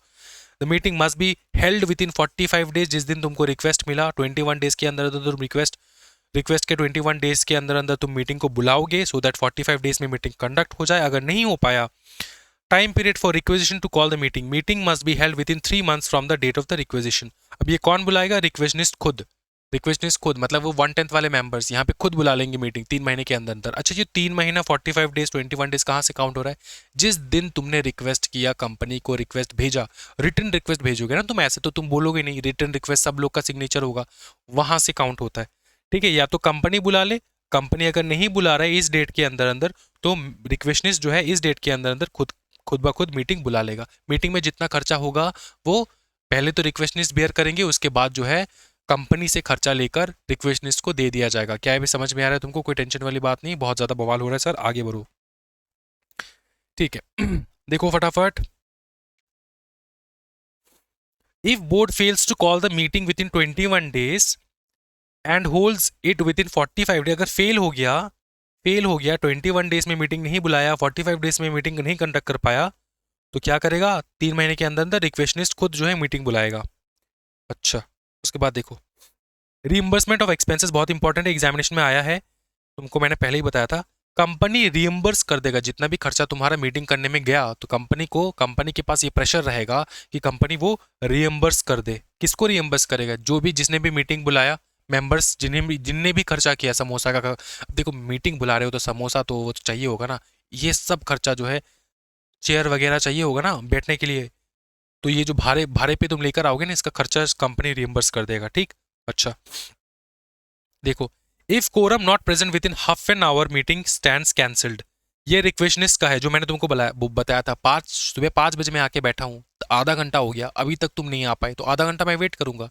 मीटिंग का टाइम सुबह 5 बजे, आधा घंटा मैं वेट करूंगा, फिर 5:30 तक वेट करूंगा, नहीं आए मैंने कैंसिल कर दिया। क्योंकि ये पोस्टपोन इसलिए नहीं होगा दोस्तों, क्योंकि ये रिक्वेशनिस्ट ने, तुमने रिक्वेस्ट किया और मेरा मान मर्यादा इज्जत सब कुछ है भैया, हम कंपनी है, तुमने बुलाया, मेंबर होके बुलाया, ठीक है, तुम ही नहीं आए मीटिंग में तो कैंसिल तुम्हारा, नहीं सुनेंगे तुम्हारा कोई बात, ठीक है। अच्छा ओके, अगर अगर तुम ईजीएम, अब ये भूल जाओ, अब यहां से जो हम कर रहे हैं ना ये भूल जाओ कि किसने मीटिंग बुला रहा है, कौन मीटिंग बुला रहा है, सिंपल समझो कि बोर्ड मीटिंग बुला रहा है। तो बोर्ड अगर ईजीएम बुला रहा है तो नोटिस कैसे भेजेगा? मस्ट स्पेसिफाई, प्लेस स्पेसिफाई करोगा, date hours and business specify करोगे, कब तुमको करना है। नेशनल हॉलिडे में तुम नहीं कर सकते, सिटी टाउन विलेज कौन सा है, कहां पर है, मेंशन कर दोगे, ठीक है। अच्छा अगर रिक्वेशनिस्ट भेज रहा है, by all requisitionist on their authorised representative और देयर ऑथराइज्ड रिप्रेजेंटेटिव, वो लोग क्या करेंगे? साइन करेंगे, ठीक है, कि हम लोग मीटिंग इस टाइम पे बुला रहे हैं। अगर रिक्वेशनिस्ट बुला रहा है तो, अगर बोर्ड बुला रहा है तब भी बोर्ड का भी यही फॉलो करना होगा बोर्ड को, ठीक है। अच्छा अच्छा अगर रिक्वेशनिस्ट बुला रहा है तो एक्सप्लेनेटरी स्टेटमेंट नहीं चाहिए होता। अच्छा सेक्शन 102 हम लोग पढ़ेंगे, आगे जाके पढ़ेंगे, यहाँ पर हम लोग देखने वाले सेक्शन 10 कहाँ गया, कहाँ गया, कहाँ गया मेरा सेक्शन। तो नोटिस नोटिस नोटिस नोटिस, ये 101 नोटिस, ये आ गया 101 नोटिस। ठीक है, 101 नोटिस आ गया। तो 102 टू क्या दूर रह सकता है? नहीं रह सकता दूर, 102 यहीं रहेगा कहीं ना कहीं। ये दोस्तों एक्सप्लेनेटरी स्टेटमेंट, एक्सप्लेनेटरी स्टेटमेंट यहाँ पर पढ़ेंगे हम लोग। ठीक है, तुमको सिर्फ ये समझना है, अगर रिक्वेजनिस्ट मांग रहा है मीटिंग के लिए, मीटिंग बुला रहा है कौन? डायरेक्टर नहीं, रिक्वेशनिस्ट बुला रहा है। रिक्वेशनिस्ट बुला रहा है अगर मीटिंग, तो वहां पे एक्सप्लेनेटरी स्टेटमेंट नहीं चाहिए होगा। क्यों नहीं चाहिए होगा? अच्छा, एक्सप्लेनेटरी स्टेटमेंट चाहिए कब होता है? एक्सप्लेनेटरी स्टेटमेंट होता क्या है? होता ये है कि मीटिंग में हम लोग क्या क्या बात करेंगे, वो एक्सप्लेनेटरी स्टेटमेंट में डिटेल में लिख के नोटिस में भेजना होता है कि हम लोग मीटिंग में ये बात करेंगे। ठीक, अब जब मेंबर ही बुला रहे हैं मीटिंग, तो उनको तो एक्सप्लेनेशन की कोई आवश्यकता नहीं, उनको पता है कि वो लोग मीटिंग क्यों बुला रहे हैं। समझ में आ रहा है ना? तो वहां पे इसलिए एक्सप्लेनेटरी स्टेटमेंट नहीं चाहिए होता है, सिंपल चीज। अच्छा, कहाँ क्या तो नो एक्सप्लेनेटरी स्टेटमेंट रिक्वायर्ड अगर रिक्वेशनिस्ट ने बुलाया मीटिंग तो। अच्छा, फिर सीधा इधर आ जाओ। नोटिस किस मोड में होगा? स्पीड पोस्ट, रजिस्टर्ड पोस्ट, ये तो तुम नोटिस वाले सेक्शन में वैसे भी कर लोगे। तो इधर आगे आगे आ जाओ। ट्रिब्यूनल का सेक्शन 97 का जो है वही यहाँ पर है। ट्रिब्यूनल के पास पावर है, पूरा का पूरा सेम टू सेम पावर है। Tribunal can order meeting to be held as a deems fit and give ancillary directions. One member in person proxy constitute the meeting, इस प्रकार का डायरेक्शन दे सकता है कौन? अपना प्यारा सा ट्रिब्यूनल। ठीक है, मीटिंग हेल्ड अगर under tribunal is duly called, held and conducted. चलो, क्लास मीटिंग के बारे में तेरे को पता है, class meeting classes of meeting होते हैं भैया। हाँ जी, particular class of share holders का मीटिंग अगर करवा लो, इक्विटी शेयर होल्डर्स का करवा लो तो वो क्लास मीटिंग, सिर्फ इक्विटी शेयर होल्डर्स का कराओ तो क्लास मीटिंग, सिर्फ प्रेफरेंस शेयर होल्डर का कराओ तो क्लास मीटिंग, सिर्फ डिवेंचर होल्डर्स का कराओ तो डिवेंचर का क्लास मीटिंग। क्या है, समझ में आ रहा है? तो इस प्रकार से मीटिंग होता है। अच्छा, ये तुमको पता है दोस्तों, मीटिंग ऑफ डिवेंचर्स, क्रेडिटर्स अलग अलग क्लास के। ठीक है, तो ये भी क्लास मीटिंग के अंदर आ जाता है। ओके, ओके दोस्तों, एडजर्न मीटिंग के बारे में क्या बताया है? देखो, मीटिंग कब कब एडजर्न हो सकता है? कोरम नहीं आया टाइम पे, चेयरमैन को लगा कि मीटिंग एडजर्न होना चाहिए तो एडजर्न हो सकता है। डिसऑर्डर हो चुका है, डिसऑर्डर का मतलब होता है कि दंगा फसाद हो गया, तो तब एडजर्न हो सकता है। अगर एडजर्न मीटिंग में कोरम ना आए, देखो पहला तो कोरम नहीं आया मेन मीटिंग में, तभी जाके एडजर्न हुआ मीटिंग। अगर एडजर्न मीटिंग में भी कोरम ना आए, ठीक है, तो adjourn for lack of quorum, ये तो लैक ऑफ कोरम है। तो नेक्स्ट डे, देखो सिंपल चीज तुमको समझाता हूँ, मेन मीटिंग में कोरम नहीं आया, adjournment for lack of quorum, तो क्या होगा? नेक्स्ट डे चला जाएगा, नेक्स्ट वीक में चला जाएगा, same day in the next week at the same time and place पे तुम्हारा एडजर्न हो जाएगा मीटिंग ऑटोमेटिकली। ठीक, क्योंकि कोरम नहीं आया। अगर एडजर्न मीटिंग में भी कोरम नहीं आया तो मीटिंग कंडक्ट कर लेंगे, तब हम लोग कोरम के लिए वेट नहीं करेंगे। ठीक है, अच्छा, कोरम इन एडजर्न मीटिंग देख भाई, if at the adjourn meeting also quorum is not present within half an hour, the members present less than two अगर हो जाए, ठीक है, देखो not less than two in number will constitute the quorum. तो देखो normal quorum का क्या रहता है, वो आगे जाके हम लोग देखेंगे, सेक्शन कोरम का सेक्शन आएगा तब हम लोग पढ़ेंगे। जो भी लिमिटेड हो, पकड़ ले 15 मेंबर चाहिए होगा, 15 मेंबर ओरिजिनल मीटिंग में नहीं आया तो एडजर्न हो गया मीटिंग। एडजर्न मीटिंग में भी 15 मेंबर नहीं आए, कितने आए? 5 आए, तो मीटिंग कंडक्ट कर लो, कोई टेंशन वाली बात नहीं है। सर एक आया, एक से मीटिंग नहीं हो पाता अनटिल एंड अनलेस ट्राइब्यूनल अपना रौद्र रूप दिखा दे। अगर ट्राइब्यूनल रौद्र रूप नहीं दिखा रहा है तो ठीक है, एक मेंबर से नहीं होगा। लेकिन अगर ट्राइब्यूनल अपना रौद्र रूप दिखा दे तो एक मेंबर क्या प्रॉक्सी से भी मीटिंग करवा लेगा, ट्राइब्यूनल इतना पावर रखता है। ट्राइब्यूनल मतलब सर एनसीएलटी, एनसीएलटी दोस्तों, अपना कंपनीज का कोर्ट। अच्छा, सीधा इधर आ जाओ, सीधा आगे आ जाओ। रेजोल्यूशन दो प्रकार के होते हैं, ordinary resolution, special resolution. Ordinary resolution में क्या होता है? सिंपल चीज होता है, अगर 50% से ज्यादा वोट मिल रहा है तो ऑर्डिनरी रेजोल्यूशन। अगर किसी भी मीटिंग में ऑर्डिनरी रेजोल्यूशन पास हो रहा है, इसका मतलब यह है कि तुमको सिंपल मेजोरिटी चाहिए होता है। सिंपल मेजोरिटी का मतलब होता है अगर 50% से ज्यादा वोट आया, मोर देन 50% ज्यादा वोट आया, तो जो भी तुम बिजनेस वगैरह ट्रांजैक्ट कर रहे हो वो पास हो जाएगा। वो क्या हो जाएगा? पास हो जाएगा। और स्पेशल रेजोल्यूशन में क्या होता है? तुमको 75%, 3 टाइम्स चाहिए होता है, मोर देन 3 टाइम्स चाहिए होता है, 3 टाइम्स चाहिए होता है। तो तुम्हारा टोटल जो भी वोटिंग आया है ना, तुमको 75% एसेंट चाहिए होता है, यस चाहिए होता है, 75% यस। तुम कह सकते हो 3 times मोर देन नो। देख कैसे सर, इसको कैलकुलेट करके बताओ ना, 75% कैसे आता है? 25 + 25 + 25, अगर मैं फिर से +25 करूँ तो 25 + 25 इज 50 + 25 इज 75, ठीक है। और बचा 100 में कितना बचा है, और 25 बचा है। तो कहा ये जाता है कि स्पेशल रेजोल्यूशन में तुम्हारा जितना नो आ रहा है ना, उसका 3 गुना ज्यादा यस आना चाहिए, तब जाके वो स्पेशल रेजोल्यूशन पास होता है। तो वही बात है, घूम फिर के 75% तुमको यस चाहिए होगा। टोटल जितना भी वोटिंग हो रहा है वहां पे 75% अगर यस हो रहा है तो वो हो जाएगा, नॉट लेस देन 3 times। ये समझ में आ रहा है ना? इसको मैंने सिंपल वे में 75, एग्जामिनेशन में भी 75 लिखना है, ये लिखना है तो ये भी लिख सकते हो, भूल गए तो 75 लिख देना है, कोई दिक्कत वाली बात नहीं। चलो सीधा इधर आ जाओ फिर। अच्छा, ऑर्डिनरी बिजनेस बताया गया क्या यहाँ पे? देख लूँ मैं एक बार फटाफट। नहीं, ऑर्डिनरी बिजनेस देख फटाफट। ऑर्डिनरी बिजनेस सुन, ऑर्डिनरी बिजनेस में ऑर्डिनरी रेजोल्यूशन पास होता है सिंपल मेजोरिटी में। एक होता है ऑर्डिनरी बिजनेस, एक होता है स्पेशल बिजनेस, ठीक है। ऑर्डिनरी बिजनेस के अलावा जितने भी रूल, जितने भी तुम किसी भी प्रकार का रेजोल्यूशन हो रहा है, वो सारे जो है ना स्पेशल बिजनेस है, स्पेशल रेजोल्यूशन पास होगा वहां पे, ठीक है। ऑर्डिनरी बिजनेस में ऑर्डिनरी रेजोल्यूशन पास होता है, इसके अलावा सब में स्पेशल, मतलब 75% का से ज्यादा का वोट चाहिए होता है, ठीक है। सिर्फ इन्हीं बिजनेस में, ऑर्डिनरी के 4 बिजनेसेस ऐसे हैं जहां पे तुमको सिंपल मेजोरिटी में वोटिंग करना होता है। पहला आता है ये हमको याद करने का तरीका होता है अड्डा, ADDA, ठीक है। A four auditors, appointment of auditors. A for appointment of directors, ठीक है। D फॉर तुम्हारा यहाँ पे डिक्लेरेशन ऑफ डिविडेंड आ गया। और पता है क्या है? डायरेक्टर का, ठीक है। डायरेक्टर अगर रिटायर हो रहा है या फिर रोटेशन में डायरेक्टर निकल रहा है तो सिंपल मेजोरिटी में चाहिए होगा, ठीक है। समझ में आ रहा है? अच्छा, ये इसको ना यहाँ पे इसको चेंज कर लो, ये लाइन उल्टा चला गया, ठीक है, ये उल्टा चला गया लाइन। एक्चुअली ये जो है ना, ये होगा ए, इस लाइन को नीचे लिखना होता है, इस लाइन को ऊपर लिखना होता है, ठीक है। क्योंकि ये जो है दोस्तों, ये हो गया तुम्हारा डी फॉर डायरेक्टर के बारे में हम लोग बात करें यहाँ पे, समझ में आ रहा है? डायरेक्टर। ए फॉर होता है एनुअल रिपोर्ट, यहाँ पे रिपोर्ट के बारे में बात हो रहा है, समझ में आ रहा है?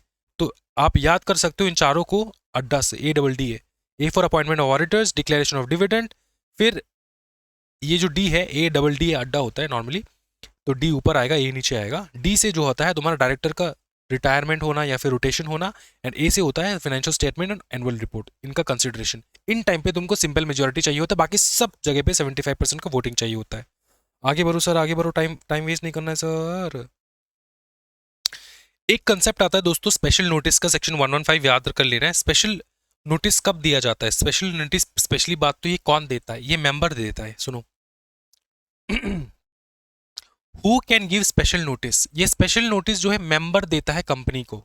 Member holding not less then 1% of the total voting power, और होल्डिंग शेयर्स जिसका सम, एग्रीगेट सम हो कम से कम 5 लाख रुपए का शेयर्स वो हेल्ड कर रहा हो, वो स्पेशल नोटिस देगा कंपनी को। स्पेशल नोटिस होता क्या है सर? स्पेशल नोटिस में 2 प्रकार के कंडीशंस होते हैं, देखो मैंडेटरी रिक्वायरमेंट है ये, देखो। अगर मेंबर चाहता है कि resolution for appointment of an person as auditor other than the retiring auditor, मतलब जो ऑडिटर रिटायर हो रहा है उसको दोबारा आप लोग नहीं चाहते कि उसको दोबारा से अपॉइंटमेंट दे दे, समझ में आ रहा है ना? रिटायर जो ऑडिटर हो रहा है ना, वो दोबारा से रीअपॉइंट हो सकता है। तो अगर आप चाहते हो कि जो रिटायर कर रहा है ऑडिटर उसको दोबारा से रीअपॉइंट ना हो, तो आप स्पेशल नोटिस भेज सकते हो कंपनी को। कौन भेजेगा? ये वाले मेंबर्स। इनको लगता है कि जो रिटायरिंग डायरेक्टर है वो अच्छा नहीं है तो उसको अपॉइंट नहीं होना चाहिए, तो भेजेगा। Resolution for appointment of a person as an auditor other than the retiring auditor, मतलब शेल नॉट बी रीअपॉइंटमेंट। या तो तुम दूसरे इंसान को रिक्वेस्ट कर सकते हो कि कंपनी के जो मेंबर्स है वो रिक्वेस्ट कर सकते हैं कि ये जो इंसान है इसको बिठा दो एज एन ऑडिटर, या फिर ये भी रिक्वेस्ट कर सकता है कि तुमको जिसको बिठाना है बिठाओ, लेकिन जो रिटायरिंग है उसको ना बिठाओ। समझ में ना? ये 2 चीज। दूसरा आता है रिमूविंग द डायरेक्टर। डायरेक्टर का टेन्योर एक्सपायर नहीं हुआ है लेकिन फिर भी आपको रिमूव करना है डायरेक्टर को, तो तब भी resolution for removing director before expiry of the term, याद रखना, ठीक है। और अपॉइंट करना समवन इन हिट्स प्लेस। अगर मेंबर को लगे कि ऐसा होना चाहिए, 2 कंडीशन में जो है क्या करेगा बताओ? मेंबर नोटिस भेजेगा, किसको? कंपनी को। क्या है, समझ में आ रहा है? ओके। ये होता है स्पेशल नोटिस। नोटिस नहीं, स्पेशल नोटिस।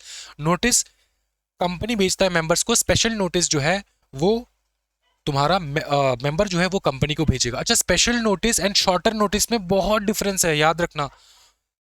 स्पेशल नोटिस अलग है, शॉर्टर नोटिस अलग है। शॉर्टर नोटिस का मतलब जो 21 डेज में नोटिस भेजना होता है ना, उसके कम पीरियड में अगर आपको नोटिस भेजना होता है उसको कहा जाता है शॉर्टर नोटिस। स्पेशल नोटिस, ये दोनों जो है, शॉर्टर नोटिस, नॉर्मल नोटिस जो है, ये दोनों जो है कंपनी भेजता है मेंबर को, लेकिन जो स्पेशल नोटिस है ये मेंबर भेजता है कंपनी को। क्या है, समझ में आ रहा है डिफरेंस? मैंने यहाँ पे बता दिया, एग्जामिनेशन में क्वेश्चन बन सकता है और तुम जो है रॉन्ग मिस्टेक नहीं करके आना है, ठीक है। ओके, कब भेजना है सर ये नोटिस? ये हमारा special notice, send to company not earlier than 3 months but at least 14 days before the meeting date. Meeting date के 14 दिन पहले आप भेज सकते हो, ठीक है, कंपनी को। अच्छा, इधर आ जाओ, फिर सीधे इधर आ जाओ। जितना मैंने करवा रहा हूँ ना उतना ही तुमको याद करना है, बस काफी है। Process of passing the resolution, घर में बैठ कर रीड करना, रेजोल्यूशन पास करने का प्रोसेस क्या होता है, सिंपल चीज है, ठीक है। रेजोल्यूशन पास कैसे करोगे, वोट वगैरह होगा, चेयरमैन वगैरह रहेंगे, ये नॉर्मल है, मैं तुमको बता दूंगा लास्ट में, एंड में बताऊंगा ये, ठीक है। अच्छा, रजिस्ट्रार के पास तुमको क्या क्या अग्रीमेंट, क्या क्या रेजोल्यूशन फाइल करना होता है, कौन सा फॉर्म है, इसका मैं लिस्ट दे दूंगा, आराम से कर सकते हो। ये MGT 14 ही है तो तुमको फाइल करना होता है, ठीक। 30 डेज के अंदर, जैसे तुम्हारा कंपनी का मीटिंग कंप्लीट हुआ 30 डेज के अंदर अंदर फाइल करो MGT 14, ठीक है। नहीं कर पाओगे तो पेनल्टी वगैरह ये भरना पड़ सकता है, ठीक है, ठीक है। हर रेजोल्यूशन, हर मीटिंग का जो रेजोल्यूशन होगा वो MGT 14 में जाएगा 30 डेज के अंदर अंदर, याद रखना हमेशा। स्पेशल रेजोल्यूशन होता है, और याद रखना कि स्पेशल रेजोल्यूशन के साथ हमेशा एक्सप्लेनेटरी स्टेटमेंट जाएगा, एक्सप्लेनेटरी स्टेटमेंट जाएगा, ठीक, स्पेशल रेजोल्यूशन के साथ, ठीक है। ओके, अच्छा, एक्सप्लेनेटरी स्टेटमेंट हम लोग नोटिस में देखेंगे, एक्सप्लेनेटरी स्टेटमेंट क्या होता है। ओके, सीधा इधर आ जाओ दोस्तों। Notice of meeting, notice 21 days, तेरे को पता है क्लियर 21 डेज नहीं नोटिस चाहिए होता है। सेक्शन 8 कंपनी 14 दिन का नोटिस वो दे सकते हैं instead of 21 days. 21 days clear का कैलकुलेशन कैसे होता है, excluding the date of service and excluding the date of service and date of the meeting. मतलब जिस दिन तुमने नोटिस भेजा, ये नोटिस तुमने भेजा, इस दिन तुमने नोटिस भेजा, और जो मीटिंग का डेट है, क्या डेट है सर, मीटिंग का डेट है, इन दोनों के बीच में 21 डेज क्लियर जो है डिफरेंस होना चाहिए, मतलब जो है डिले होना चाहिए इन दोनों के बीच में, ठीक है। समझ में आ रहा है ना? तो 21 डेज के अंदर अंदर तो मीटिंग हो नहीं सकता, 21 डेज का नोटिस का पीरियड ही होता है 21 डेज, इस बात को तुमको याद रखना है, 21 डेज क्लियर डे नोटिस चाहिए होता है, ठीक। अच्छा, ओके, उसके बाद देखो दोस्तों फटाफट इधर पे। अच्छा, ये 48 आवर्स का देख लो, 48 आवर्स का मतलब होता है 2 डेज, 24, एक दिन में 24 आवर्स होता है। तो 48 आवर्स का क्या होता है ना, नॉर्मली 21 डेज का तुम नोटिस भेज सकते हो, ये इलेक्ट्रॉनिक मोड में जाता है नोटिस, आज के डेट में सब इलेक्ट्रॉनिक मोड में ही जाता है नोटिस, ठीक है। अगर तुम वाया पोस्ट भेज रहे हो, अगर तुम वाया पोस्ट भेज रहे हो, क्या वाया पोस्ट, तो 21 इसके साथ +2 ये ऐड कर लेना, बस सिंपल चीज ये कि कितना दिन का नोटिस चाहिए होगा। वाया पोस्ट अगर है तो 21 +2 डेज चाहिए होता है, अगर वाया इलेक्ट्रॉनिक मोड है तो सिर्फ 21 डेज चाहिए होता है, ठीक है, नोटिस का। देखो, पोस्ट, ठीक है, if sent by post deemed served 48 hours after posting, this 48 hours are in addition to 21 days, मतलब 21 डेज के साथ 48 आवर्स ऐड करोगे, मतलब 48 आवर्स का मतलब होता है 2 डेज, 21 +2 डेज, ठीक है, अगर पोस्ट के माध्यम से भेज रहे हो तो। अच्छा, आगे देखो, शॉर्टर नोटिस देख भाई फटाफट, shorter notice and special notice में डिफरेंस है भैया, एग्जामिनेशन में पूछ लिया ना तो तुम मेरे को याद करोगे। शॉर्टर नोटिस क्या है, शॉर्टर नोटिस का मतलब ये होता है कि भैया कम समय पे मीटिंग बुलाओ, 21 डेज नहीं, कम समय पे मीटिंग बुलाओ, इसके लिए भी तुमको परमिशन चाहिए होता है। अगर तुमको कम समय पे मीटिंग बुलाए ना, तब भी तुमको मेंबर्स का परमिशन चाहिए होता है। मेंबर्स को फटाफट बुलाओ और बोलो कि 21 डेज का टाइम नहीं है, हम लोग जल्द से जल्द मीटिंग बुलाना चाहते हैं, 21 डेज का हम लोग नहीं देना चाहते नोटिस, ठीक है। तो मेंबर्स बोलेगा तुमको कि तुम कर सकते हो कि नहीं, मेंबर्स कैसे बोलेगा, वोटिंग के माध्यम से। अच्छा, वोटिंग किस प्रकार से होगा, देखो अगर शॉर्टर नोटिस तुमको बुलाना है एजीएम का तो अलग नियम है, अगर शॉर्टर नोटिस तुमको बुलाना है ईजीएम या फिर क्लास का, क्लास मीटिंग होता है ना, जैसे इक्विटी का मीटिंग हो गया, सिर्फ प्रेफरेंस का मीटिंग हो गया, डिबेंचर्स की मीटिंग हो गए, तो इसके लिए अलग प्रोविजन है। अगर तुम 21 डेज के से कम समय में तुम एजीएम बुलाना चाहते हो तो तुम्हारे कंपनी में जितने मेंबर्स है 100%, 100%, उनमें से 95% मेंबर्स जो है यस करना चाहिए, तब जाके तुम शॉर्टर नोटिस पे एजीएम बुला सकते हो। ठीक है, कंसेंट चाहिए कितने का? 95% of your total member of your company. लेकिन ईजीएम एंड क्लास के लिए अलग है। इसमें अगर तुमको शॉर्टर नोटिस बुलाना है, शॉर्टर टाइम पे तुमको मीटिंग बुलाना है, तो तुमको परमिशन चाहिए किसका पता है? तुमको परमिशन चाहिए 95% का ही, लेकिन 95% ऑफ द, देखो सुनो, मेंबर जिसके पास 95 पेड अप शेयर कैपिटल हो, 95 से ज्यादा, ठीक है, 95 उससे ज्यादा पेड अप शेयर कैपिटल हो, या तो 95% of the total voting power हो, समझ में ना, मोर देन इक्वल टू, या तो 95%, या तो ये दो साइन समझ में आता है ना, मोर ये है मोर देन, ये है इक्वल टू साइन, या तो 95% या तो उससे ज्यादा अगर तुम्हारे पास क्या हो बताओ, पेड अप शेयर कैपिटल हो या तो वोटिंग पावर हो, इनसे अगर तुम परमिशन ले लिए तो तुम ईजीएम बुला सकते हो, क्लास मीटिंग बुला सकते हो शॉर्टर टाइम पीरियड पे। याद रखना एजीएम में हम लोग टोटल मेंबर्स का 95% लेते हैं। यहाँ पे हम लोग पावर नहीं देखते कि किसके पास कितना वोटिंग पावर है, किसके पास कितना शेयर है, उतना नहीं देखते। लेकिन जो ईजीएम एंड क्लास मीटिंग है ना, इसमें हम लोग सिर्फ देखते हैं कि किन, अगर वो लोग जिनके पास 95% कंपनी का पेड अप शेयर कैपिटल हो, वो लोग जिनके पास 95% वोटिंग पावर हो, वो अगर यस बोल दे तो तुम शॉर्टर नोटिस बुला सकते हो ईजीएम क्लास मीटिंग। क्या ये समझ में आ रहा है? अच्छा, इसका मतलब डिफरेंस ये होता है ना दोस्तों, कि यहाँ पे एजीएम में हम लोग मेंबर्स के ऊपर रिलाई करते हैं, जितना ज़्यादा मेंबर्स यस बोलेगा उतना अच्छा। लेकिन यहाँ पे हम लोग मेंबर्स के ऊपर रिलाई नहीं करते, हम लोग रिलाई करते हैं हैवी मेंबर्स के ऊपर, जिनके पास ज़्यादा पैसा, जिनके पास ज़्यादा शेयर होल्डिंग है, जिनके पास ज़्यादा वोटिंग पावर है। तो ये 10 इंसान भी हो सकता है, 10 इंसान हो सकते हैं जिसके पास 90%, 95% का टोटल वोटिंग पावर हो जाए। तो 10% का ही तुमको, 10 इंसान का ही चाहिए होगा तुमको परमिशन, समझ में आ रहा है ना दोस्तों? लेकिन यहाँ पे टोटल मेंबर का चाहिए। एक एक चपरासी के पास भी अगर वोटिंग पावर हो ना, तो उसका भी, वो भी 95% में इंक्लूड हो सकता है। क्या ये समझ में आ रहा है ना? तो तुमको यहाँ पे मेंबर्स के साथ खेलना है, और यहाँ पे तुमको खेलना है उनके साथ जिनके पास ज्यादा से ज्यादा शेयर कैपिटल हो, ज्यादा से ज्यादा वोटिंग पावर हो। क्या ये समझ में आ रहा है? 95% दोनों में है, दोनों का डिफरेंस समझ में आ रहा है ना? 95% of the total member EGM में, और यहाँ पे 95% उनका जिनके पास पेड अप शेयर कैपिटल हो, या फिर टोटल 95% वोटिंग पावर है। तुम्हारे पास 95% पेड अप शेयर कैपिटल है, तुम्हारे पास 95% वोटिंग पावर है, 10 इंसान है, कोई दिक्कत नहीं, मीटिंग कराओ, ईजीएम कराओ शॉर्टर नोटिस में। क्या समझ में आ रहा है? अच्छा, और ये जो हमारा रेगुलर क्लासेस होता है ना, उसमें बहुत अच्छे से मैं एक्सप्लेन करता हूँ दोस्तों। यहाँ पे थोड़ा जल्दबाजी से मैं करवा रहा हूँ, लेकिन आई होप कि तुमको समझ में आ रहा है। ऐसा तो नहीं है कि कोई भी चीज़ डाउट में है, डाउट कुछ नहीं है, जो एग्जामिनेशन में आएगा वही समझा रहा हूँ तुमको, ठीक? ओके। प्रॉक्सी का चक्कर ये है कि एक छोटा सा गूगली फेंक देंगे तुम्हारे ऊपर और तुम ना ढीशा हो जाओगे इसमें, क्या पे, जमीन में, एग्जामिनेशन हॉल में। बोलेंगे कि प्रॉक्सी अपॉइंट कर सकते शॉर्टर नोटिस में, फॉर शॉर्टर नोटिस। आंसर है, अगर पूरा का पूरा 100% मेंबर एंटाइटल टू वोट, जो एंटाइटल था वोटिंग के लिए, वो अगर कंसेंट दे दे शॉर्टर नोटिस के लिए, तो प्रॉक्सी का रिक्वायरमेंट जरूरी नहीं है। प्रॉक्सी का जो 48 आवर्स का रिक्वायरमेंट है वो जरूरी नहीं है, need not be complied with, ठीक? दूसरा, अगर 100% से कम, 100% से कम मतलब 95%, मोर देन 95%, लेकिन 100% से कम, ठीक है, बट 95% इक्वल टू 95%, अगर उन्होंने कंसेंट दिया तो proxy requirement must still be complied, proxy का रिक्वायरमेंट होना चाहिए, ठीक? अच्छा, एग्जाम्पल के तौर पे समझो, board meeting and general meeting can be held same day if 100% consent is there, if only 95% consent, ठीक है, 95% कंसेंट अगर हो। अब हम लोग पढ़ रहे हैं शॉर्टर नोटिस। शॉर्टर नोटिस तो कितना भी टाइम का शॉर्ट हो सकता है, 21 डेज का, 7 दिन भी हो सकता है, 4 दिन भी हो सकता है, 5 दिन का। क्या sir shorter notice same day पे हो सकता है? शॉर्टर नोटिस बुला ले, आज की आज ही मीटिंग बुलाना है मेरे को, तो यहाँ पे दो कंडीशन है। अगर 100% मेंबर ने बोला कि ठीक है आज की आज ही मीटिंग बुला लो, तो मीटिंग तुम बुला सकते हो। अगर 100% ने बोला यस, तो तब। अगर 95 ने बोला तो तुम नहीं बुला सकते। क्यों नहीं बुला सकते? क्योंकि तुमको प्रॉक्सी का रिक्वायरमेंट फुलफिल करना है।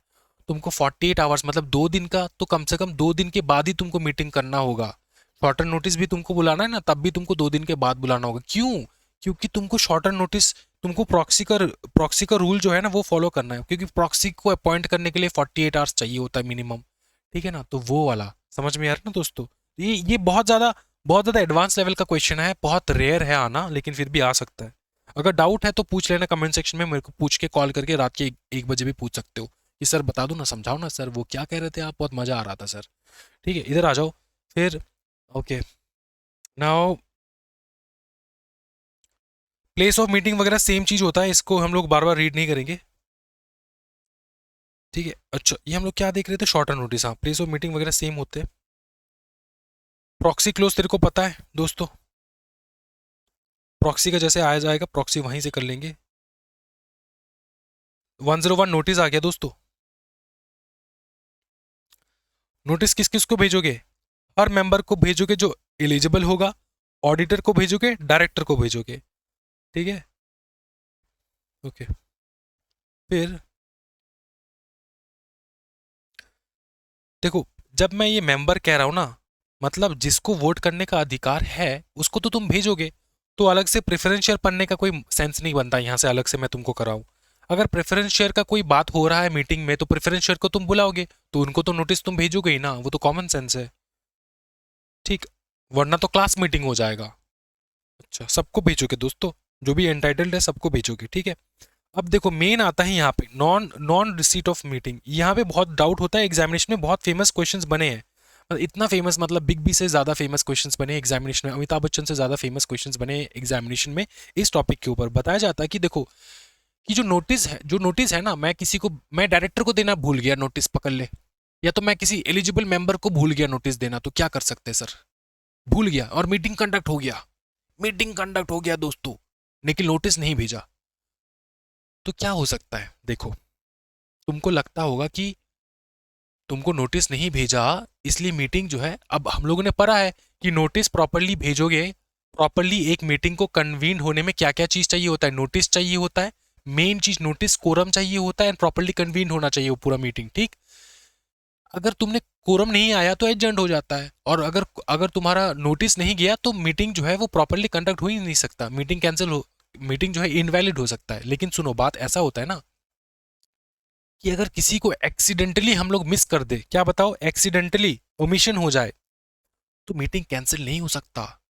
मीटिंग को कैंसिल नहीं करेंगे, क्यों नहीं करेंगे, क्योंकि भैया बहुत खर्चा लगता है एक मीटिंग को कंडक्ट करने में दोस्तों, तो फाइन भर देंगे लेकिन कैंसिल नहीं करेंगे, याद रखना। Accidental omission must be truly accidental, not designated, और डेलिबरेट नहीं होना चाहिए। ठीक है, एक्सीडेंटल ओमिशन अगर हो गया नोटिस भेजने में, ये मीटिंग को इनवैलिडेट नहीं करेगा, does not invalidate the meeting, याद रखना, बहुत इंपॉर्टेंट है। ठीक, ओके। आगे देखो, एक्सप्लेनेटरी स्टेटमेंट क्या होता है, एक्सप्लेनेटरी स्टेटमेंट, एक्सप्लेनेटरी स्टेटमेंट जो है दोस्तों, स्पेशल बिजनेस, देखो स्पेशल बिजनेस, जब जब तुम स्पेशल बिजनेस करोगे वहां वब तब तब तुमको एक्सप्लेनेटरी स्टेटमेंट देना होगा, तब तब तुमको एक्सप्लेनेटरी स्टेटमेंट दोस्तों देना होगा, तब तब तुमको एक्सप्लेनेटरी स्टेटमेंट देना होगा। एक्सप्लेनेटरी स्टेटमेंट तब तब देना होगा जब तब तुम स्पेशल बिजनेस, मतलब SRNGM जब जब पास करोगे, स्पेशल रेजोल्यूशन पास करो, तब उसके साथ हमेशा ऑटोमेटिकली एक्सप्लेनेटरी स्टेटमेंट अटैच होगा। तो मैक्सिमम ऑफ द टाइम तुमको SRNGM में तुम पास करते हो तो तुमको एक्सप्लेनेटरी स्टेटमेंट उसके साथ अटैच करके देना होता है। एक्सप्लेनेटरी स्टेटमेंट में होता क्या है, एक्सप्लेनेशन होता है, नाम से ही पता चलता है एक्सप्लेनेशन। एक्सप्लेनेटरी स्टेटमेंट में होता क्या है, SS2 कहता है clearly specify the nature of the meeting in the business. Business का मतलब ये नहीं धंधा वाला बिजनेस नहीं, बिजनेस का मतलब यहाँ पे पता है, बिजनेस का मतलब क्या होता है, यहाँ पे बिजनेस का मतलब होता है जो तुम एजेंडा तुम पास करते हो ना मीटिंग में, उस एजेंडा को हम लोग फैंसी वे में, कॉर्पोरेट वे में बिजनेस कहते हैं। एजेंडा पास करना, बिजनेस पास करना, समझ में आ रहा है, बिजनेस पास करना मतलब एजेंडा को पास करना, एजेंडा मतलब समझ, जिस टॉपिक के ऊपर तुम वोटिंग वगैरह कर रहे हो वो, उसी को हम लोग बिजनेस कहते हैं कॉर्पोरेट के लैंग्वेज में। ठीक है, clearly clearly specify nature of the meeting, तुम्हारा मीटिंग का क्या नेचर है और कौन सा बिजनेसेस तुम पास करने वाले हो, मतलब कौन सा एजेंडा तुम बात करने वाले हो। ठीक, अच्छा, उसके बाद for special businesses each item from the form of the resolution accompanied by the explanatory statement setting our fact for the for members understanding। तो जो जो ईच आइटम तुम पास करोगे, अच्छा इसमें हम लोग क्या कहते हैं पता है, बिजनेस को हम लोग आइटम भी कहते हैं, आइटम, आइटम पास करना, एजेंडा। ठीक है, तो ईच बिजनेस को तुम एक्सप्लेन करोगे, मतलब ईच आइटम को एक्सप्लेन करोगे, मतलब ईच एजेंडा को एक्सप्लेन करोगे, each item in the form of a resolution. अच्छा, बिजनेस को हम लोग रेजोल्यूशन भी कहते हैं, रेजोल्यूशन का दूसरा नाम आइटम, आइटम का दूसरा नाम रेजोल्यूशन, एजेंडा का दूसरा नाम रेजोल्यूशन, रेजोल्यूशन का दूसरा नाम बिजनेस, सबका मालिक एक। अच्छा देखो, ये जो है ना each item in the form of a resolution, मतलब वो आइटम जो रेजोल्यूशन के फॉर्म में है, accompanied by the explanatory statement setting the fact, मतलब हर एक एजेंडा, हर एक रेजोल्यूशन, हर एक आइटम, हर एक बिजनेस के ऊपर तुमको एक्सप्लेनेशन देना, कि जितना भी नेसेसरी एक्सप्लेनेशन है सब तुमको देना होता है वहां पे, ठीक। अच्छा, उसके बाद content of the explanatory statement, देखो ये नेचुरल चीज तुमको समझना है। Concern and interest, nature of the financial other concern interest, every director and manager का कोई भी किसी भी प्रकार का इंटरेस्ट अगर हो, फाइनेंशियल इंटरेस्ट, किसी भी प्रकार का इंटरेस्ट रिलेशन अगर हो उस प्रकार के एजेंडा के साथ, उस प्रकार के बिजनेस के साथ, उस प्रकार के रेजोल्यूशन के साथ, तो डायरेक्टर का क्या इंटरेस्ट है वो तुमको एक्सप्लेन करना होगा एक्सप्लेनेशन में। मतलब हो सकता है कि मीटिंग में डायरेक्टर अपने अपने लॉन्डे को, अपने लॉन्डे लौंडा लौंडा अपने जो ये लड़का है उसको लॉन्च कर रहा है, कह रहा है कि मेरा लड़का का बिजनेस है, उसके साथ हम लोग बिजनेस करने वाले हैं, इसका रेजोल्यूशन पास करना है। तो ये जो अपने रिलेटिव के साथ, मतलब अपना ही लड़के के साथ जो बिजनेस करना चाहता है, कंपनी का बिजनेस करवाना चाहता है, तो उसका रिलेशन है ना, इंटरेस्ट है ना, तो वो एक्सप्लेन करना होगा कि मेरा लड़का जो है ये है, ये मेरा इंटरेस्ट है। अब ये सिर्फ लड़का नहीं, मैंने बहुत क्लोज रिलेशन बता दिया लड़का। अब होता यह है कि जो डायरेक्टर्स है ना, उनके जो जितने भी प्रकार के अच्छे रिलेशंस है किसी भी दूसरे कंपनी के साथ, ठीक है, किसी प्रकार का रिलेशन है, तो उस कंपनी के साथ अगर मीटिंग करवा, अगर हम अपने कंपनी का किसी प्रकार का प्रोजेक्ट वगैरह का जो है ना करवाना चाहता है, ठीक है, तो तुमको बताना होता है मीटिंग में कि देखो मैं उस कंपनी को इसलिए चूज कर रहा हूँ क्योंकि मेरा इंटरेस्ट है। तो डायरेक्टर का किसी प्रकार का रिलेशनशिप इंटरेस्ट अगर है किसी भी रेजोल्यूशन के साथ, तो उसको एक्सप्लेन करना होगा कि क्या है, क्यों है, किस लिए है, ठीक। केएमपी को भी करना है, कंपनी सेक्रेटरी भी आता है यहाँ पे, तो भैया तुम मामूली इंसान नहीं हो, तुम company secretary. KMP, every other KMP and relative of every director manager KMP, ठीक। केएमपी और उसका रिलेटिव, डायरेक्टर का रिलेटिव, मैनेजर का रिलेटिव, केएमपी का रिलेटिव, सबको, ठीक है। अगर इनके साथ, रिलेटिव के साथ भी किसी भी प्रकार का तुम्हारा, रिलेटिव के साथ तुम किसी प्रकार का ट्रांजैक्शन करने वाले हो, किसी प्रकार का बिजनेस करने वाले हो, मीटिंग में डिस्कस होने वाला है, पकड़ ले कोई एक ऐसा एजेंडा है जिस इस एजेंडा में तेरा रिलेटिव भी किसी प्रकार से इसमें शामिल हो रहा है और तू भी शामिल हो रहा है, तो तेरा जो रिलेटिव है ये तेरे को बताना होगा, सारे मेंबर्स को समझाना होगा कि भैया ये मेरा रिलेटिव है और इसके साथ हम लोग बिजनेस करना चाहते हैं। परमिशन तो किन किन से तुमको मिलेगा, मेंबर से मिलेगा ना। और उसके साथ other, any other fact enabling members to understand the scope and implication of the decision, वो सारे डिटेल्स तुमको मेंशन करना होगा जिससे मेंबर को सुविधा हो समझने के लिए कि मीटिंग में होने क्या वाला है, ठीक। अच्छा, अच्छा, देखो क्रॉस कंपनी इंटरेस्ट। अब देख, डायरेक्टर बहुत सारे कंपनी में डायरेक्टर बन सकता है, एक कंपनी में डायरेक्टर थोड़ी ना होता है, 20 कंपनी का, तेरे भूल गया भैया 20 कंपनी की लिमिट, ठीक। If special resolution related to affect any other company KMP director, और डायरेक्टर किसी दूसरे कंपनी में मोर देन 2% होल्ड कर रहा है, किसी प्रकार का होल्ड कर रहा है, क्या होल्ड कर रहा है, पेड अप शेयर कैपिटल अगर मोर देन 2% का होल्ड कर रहा है, चाहे उसमें उसका रिलेटिव ना हो, लेकिन अगर उसने फाइनेंशियली उस कंपनी में इन्वेस्ट कर रखा है 2% से ज्यादा, उस कंपनी में जितना total paid up share capital है उसमें से 2% से ज्यादा उसने हेल्ड कर रखा है, तो वो रिलेटिव, वो भी तुमको मेंशन करना है, ठीक है, एक्सप्लेनेटरी स्टेटमेंट में, ठीक। अच्छा, डॉक्यूमेंट, एक्सप्लेनेटरी स्टेटमेंट में अगर पकड़ लो मीटिंग में कोई भी ऐसा तुम रेजोल्यूशन पास करो जिस जो कोई डॉक्यूमेंट से रिलेटेड हो। अच्छा, इस डॉक्यूमेंट को अगर मेरे को देखना, मैं कैसे देखूंगा, तो एक्सप्लेनेटरी स्टेटमेंट में तुमको क्या करना है, if business reference to any document specify the time and place, कहाँ पे जाके मैं ये जो डॉक्यूमेंट इसको इंस्पेक्ट कर पाऊंगा, ये तुमको मेंशन करना होगा एक्सप्लेनेटरी स्टेटमेंट में। अच्छा, सीधा इधर आ जाओ, खत्म हो चुका है, ठीक है। पेनल्टी है, घर में बैठ के रीड करना है, प्रोमोटर डायरेक्टर केएमपी के ऊपर कितना पेनल्टी लगेगा, 50,000 एंड ऑल, ठीक है, विच एवर इज हायर, या फिर जितना भी तुमको उसको फायदा हुआ उसका 5 गुना, या तो पेनल्टी लगेगा 50,000 या फिर 5 गुना जितना तुमने बेनिफिट किया इस प्रकार के जो है ट्रांजैक्शन को करके। मतलब देखो, पेनल्टी इसलिए लगता है ना क्योंकि अगर तुम्हारा कोई इंटरेस्ट है और तुमने नहीं बताया तो तुमने कुछ तो फायदा होगा तुम्हारा, जिसके कारणवश तुमने नहीं बताया। अगर वो फायदा 50,000 से ज्यादा हो तो उसका 3 गुना तुमको लगान भरना पड़ेगा। समझ में आ रहा है? अच्छा, कोरम में हमेशा मैं तुमको बताता हूँ दोस्तों, मेंबर जो है पब्लिक कंपनी में अगर 1,000 मेंबर से कम है कोई भी पब्लिक कंपनी में, तो मिनिमम मेंबर चाहिए होता 5। कोई भी मीटिंग कंडक्ट करने में मिनिमम मेंबर चाहिए होगा 5। अगर तुम्हारे कंपनी में मोर देन 1,000 मेंबर है लेकिन लेस देन 5,000 मेंबर है तो तुम्हारा टोटल कोरम मीटिंग में चाहिए होगा 15। अगर तुम्हारा कंपनी में मोर देन 5,000 मेंबर है तो टोटल कोरम चाहिए होगा 30 मेंबर प्रेजेंटली फिजिकली प्रेजेंट होना होगा, तब जाके तुम्हारा कोरम जो है वो सेटिस्फाई होगा। अगर ये सेटिस्फाई नहीं हो रहा है, एग्जामिनेशन में यही तुमको याद करके जाना है, सेटिस्फाई नहीं हो रहा है तो मीटिंग एडजॉर्न हो सकता है, ठीक। अच्छा, इन पर्सन होना होगा दोस्तों, पर्सनली प्रेजेंट, मतलब ऐसा, मतलब शरीर के साथ जाना होगा तुमको, ठीक है। अच्छा, बॉडी कॉर्पोरेट का तो रिप्रेजेंटेटिव आएगा, तो वो भी काउंट होगा, कोई टेंशन वाली बात नहीं। यस वो काउंट होगा। बॉडी कॉर्पोरेट कोई भी कंपनी है मेंबर, एक कंपनी दूसरे कंपनी के शेयर खरीदता है, अब कंपनी वो जमीन से उठ के तो नहीं आ सकता, वो तो अपने रिप्रेजेंटेटिव को भेजेगा ना, तो वो रिप्रेजेंटेटिव भी कोरम में काउंट होगा। अच्छा, प्रेसिडेंट एंड गवर्नर का भी देखो, इंडिया इंडिया मतलब स्टेट, अब जो गवर्नमेंट है सेंट्रल गवर्नमेंट, वो किसी भी, अगर सेंट्रल गवर्नमेंट हो या फिर स्टेट गवर्नमेंट हो, ये किसी भी कंपनी में अगर इन्वेस्ट कर रहा है तो पता है किसके नाम से होता है? प्रेसिडेंट के नाम से होता है सेंट्रल लेवल का, एंड गवर्नर के नाम से होता है स्टेट लेवल का। अब प्रेसिडेंट जो है पर्सनली तो नहीं जाएंगे किसी भी कंपनी की मीटिंग में, वो क्या भेजेंगे? रिप्रेजेंटेटिव। क्या वो काउंट हो सकता है कोरम में? आंसर है यस। चलो दोस्तों,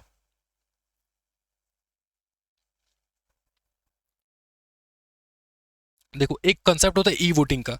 तुमने ई वोटिंग करके मीटिंग में फिर से आ गए, तो तुम मीटिंग में दोबारा वोट कर सकते हो? आंसर ही नहीं, मीटिंग में तुम दोबारा वोट नहीं कर सकते, लेकिन तुम्हारा जो प्रेजेंस है ना वो एज अ कोरम काउंट हो सकता है। ठीक है, ठीक है, बहुत बवाल दोस्तों, ये जो मैं करवा रहा हूं ना तुम याद करोगे जन्म जन्म तक। Member not entitled to vote related party business, अगर वो प्रेजेंट है तो ठीक है, उसको वो भी काउंट हो सकता है। ठीक है, members not entitled to vote, जो एंटाइटल वोटिंग के लिए एंटाइटल्ड नहीं है, लेकिन वो काउंट हो सकता है फॉर द कोरम, जैसे रिलेटेड पार्टी वाले बिजनेसेस। ठीक है, अच्छा, उसके बाद ये जब रिलेटेड पार्टी ट्रांजैक्शंस आप लोग करोगे ना, तब आपको पता चलेगा चीज़ों को। प्रॉक्सी नहीं काउंट कर सकते हम इन तुम्हारा कोरम। कोरम में तुमको मेंबर चाहिए, असली मेंबर चाहिए होगा कोरम में, प्रॉक्सी काउंट नहीं होता कोरम में। ठीक है, याद कर लेना दोस्तों, ये एग्जामिनेशन में घुमा फिरा के यही क्वेश्चन पूछ देंगे, छोटे छोटे लाइन से यही क्वेश्चन पूछ देंगे बरा बरा करके, और तुम जो है वहां पे धाराशाही हो जाओगे। अच्छा, वन मैन मीटिंग का कंसेप्ट क्या होता है सर? वन मैन मीटिंग का कंसेप्ट ये होता है, a single member can not by himself constitute a meeting, नहीं हो सकता, लेकिन अगर एक इंसान के पास सारे ही शेयर्स हो तो वो क्लास मीटिंग अपना करवा ही सकता है। अगर ट्रिब्यूनल का ऑर्डर हो तो एक इंसान के साथ आ ही सकता है। सेक्शन 97 तुम लोगों ने पढ़ा है, ट्रिब्यूनल का ऑर्डर अंडर सेक्शन 90 है, तुम लोगों ने पढ़ा है, एजीएम ईजीएम का पढ़ रखा है तुमने। ठीक है, अच्छा, अच्छा, अगर कोरम ना हो तो क्या हो जाएगा? मीटिंग एडजर्न हो जाएगा। अगर एडजर्न मीटिंग में भी कोरम ना आए तो क्या हो जाएगा? स्टेक कैंसिल हो जाएगा। और सेक्शन 100 में जो रिक्वेस्टनिस्ट ने बुलाया मीटिंग, उसमें कोरम ना आए तब भी कैंसिल हो सकता है। चलो, चेयरमैन ऑफ द मीटिंग बहुत ही बवाल वाला टॉपिक है दोस्तों, हम लोग एकदम एंड पोजीशन में पहुंच चुका हूं। मैं तुमको एक सच्चाई बात बताता हूं अब, ठीक है, बहुत ध्यान से सुनना है। इस वीडियो को रिकॉर्ड करने से पहले मैंने 1 घंटे का वीडियो रिकॉर्ड किया था, लेकिन वो रिकॉर्ड प्रॉपर्ली नहीं हो रहा है, नहीं हुआ था, वॉइस रिकॉर्ड नहीं हुआ था, जिसके कारणवश मेरे को दोबारा से ये रिकॉर्ड करना पड़ गया है। तो मेरा जो कष्ट है इसको देखकर थोड़ा खुश होकर वीडियो को लाइक कर दो, ठीक है। और मेरा गला गला दर्द कर रहा है अभी, लेकिन कोई टेंशन वाली बात नहीं, तुम्हारा एग्जामिनेशन को पास करना है मेरे को, ठीक है। चेयरमैन ऑफ द मीटिंग को तुमको सिंपल वे में तुमको बताता हूँ, देख चेयरमैन में होता क्या है, मीटिंग का चेयरमैन कौन बनेगा? अब तो दंगा फसाद हो जाता है भाई मीटिंग में कि चेयरमैन कौन बनेगा, चेयरमैन कौन बनेगा। देखो कोई एकदम सिंपल है, कंपनी लॉ फॉलो करोगे, तुम्हें कंपनी सेक्रेटरी, तुमको मीटिंग में बैठ के डायरेक्टर को बताना होता है, सर ये करना होगा, वो करना होगा। भैया तुम्हारा बहुत बड़ा रोल होता है मीटिंग में, ठीक है। सुनो सुनो सुनो चीज सुनो election of the chairman sorry, अच्छा, इलेक्शन ऑफ द चेयरमैन देखो होता क्या है, होता ये है दोस्तों, मीटिंग में चेयरमैन कौन बनता है। देखो हम लोग पढ़ रहे हैं जनरल मीटिंग का, ठीक है, एजीएम ईजीएम का पढ़ रहे हैं हम लोग, बोर्ड मीटिंग का नहीं पढ़ रहे हैं हम लोग, ठीक है, एजीएम ईजीएम को पढ़ रहे हैं।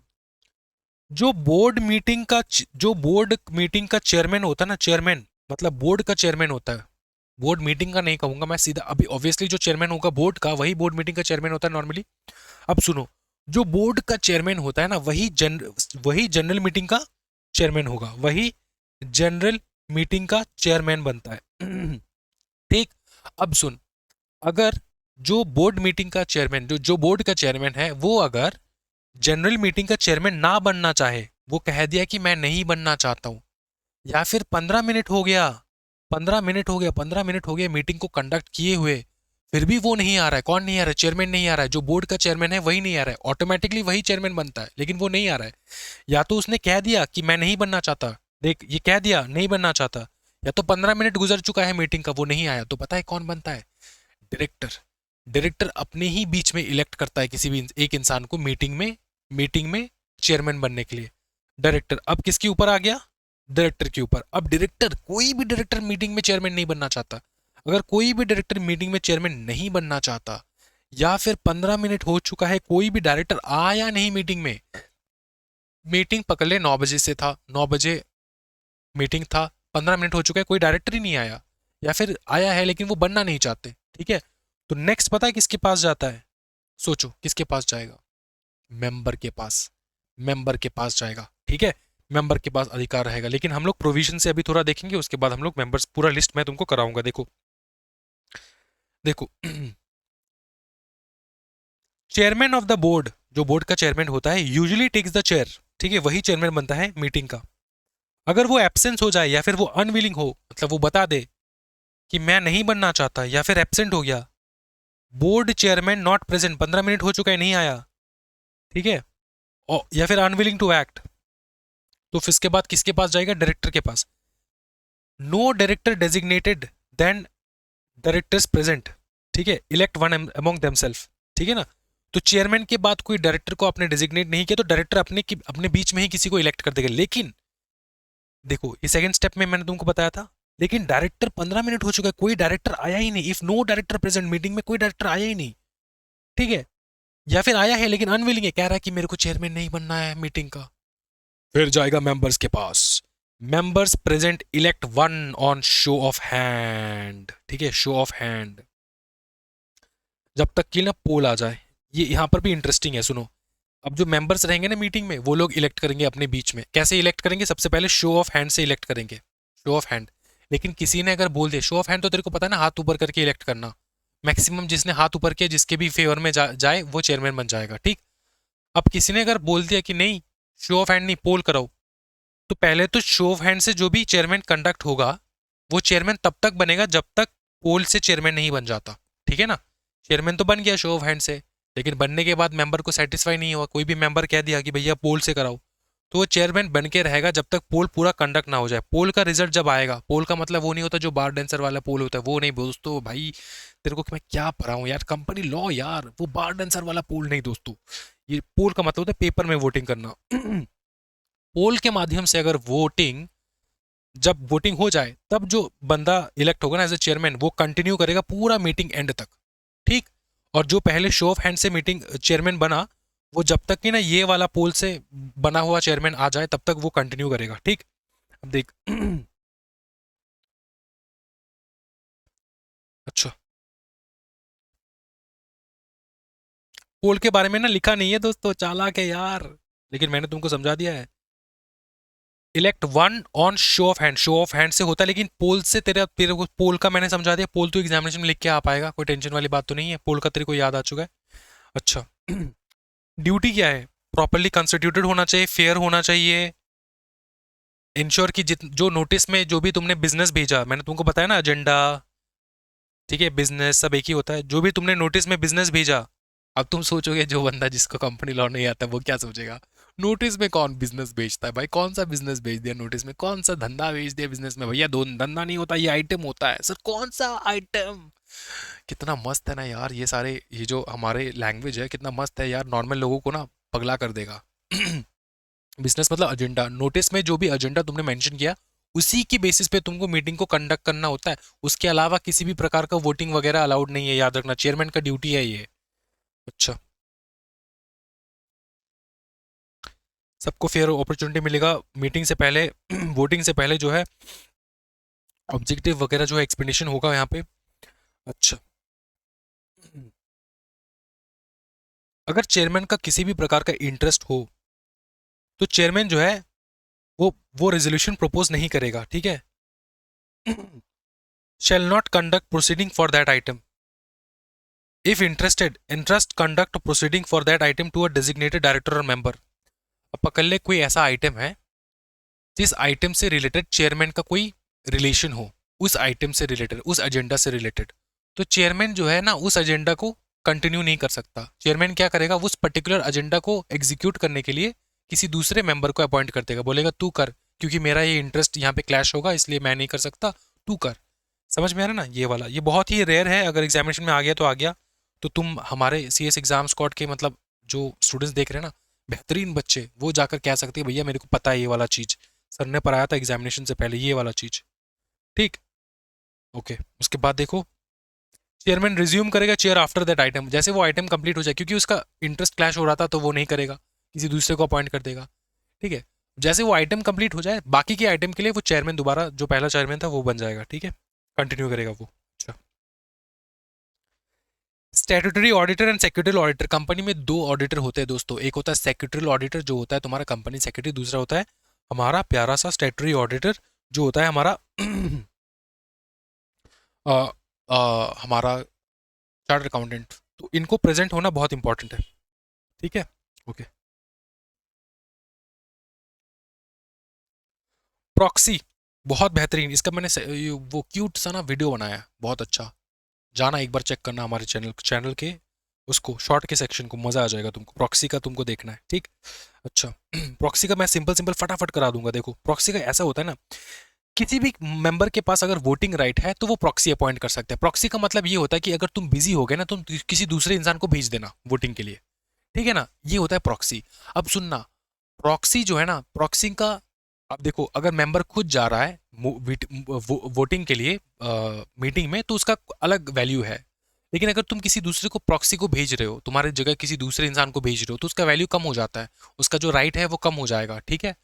प्रॉक्सी कोई भी हो सकता है, तुम्हारा वाइफ हो सकता है, तुम्हारा मम्मी हो सकता है, पापा हो सकता है, तुम्हारा ड्राइवर हो सकता है, तुम्हारा तुम्हारा घर का माली हो सकता है, कोई भी हो सकता है, ठीक है। तुम किसी भी कोई उसका किसी प्रकार का क्वालिफिकेशन नहीं चाहिए होता है, कोई भी इंसान हो सकता है प्रॉक्सी, ठीक।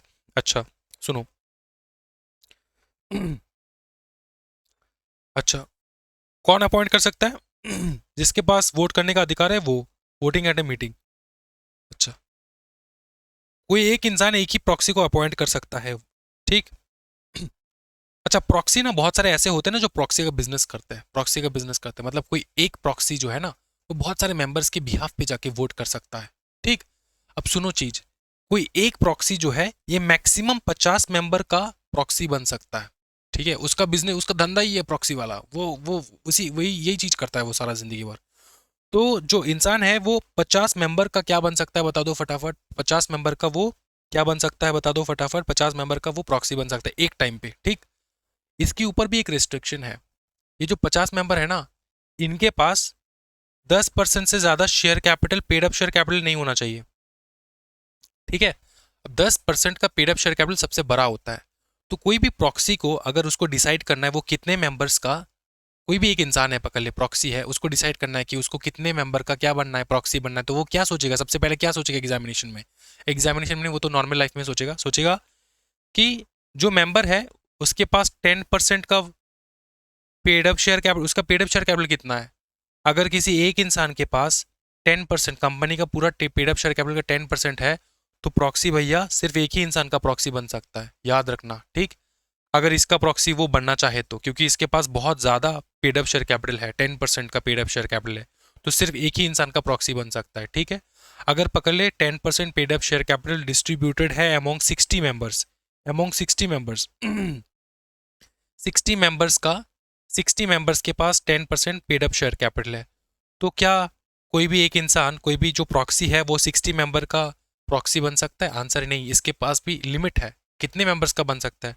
मेंबर का लिमिट होता है 50 and paid up share capital या फिर वोटिंग पावर का लिमिट होता है 10, ये दोनों उसको दिमाग में रखना होगा, समझ में आ रहा है, समझ में आ रहा है ना। अगर मैं हूँ प्रॉक्सी, मैं प्रॉक्सी बनना चाहता हूँ तो मेरे को दो चीज़ दिमाग में याद रखना है कि मैं मैक्सिमम 10% का ही प्रॉक्सी बन सकता हूँ, 10% जिसके पास paid up share capital capital या फिर वोटिंग पावर हो, या एंड उसी उसी के साथ मैं मेरे को 50 मेंबर का कैप रखेगा, मतलब 50 मेंबर का मैक्सिमम लिमिट होगा वहाँ पे, मतलब 50 मेंबर का मैं बन सकता हूँ। तो ये एग्जाम्पल से तुमको समझ में आ चुका है, कोई दिक्कत वाली बात नहीं है। आगे देखो, total share capital carrying voting right, ठीक। अच्छा,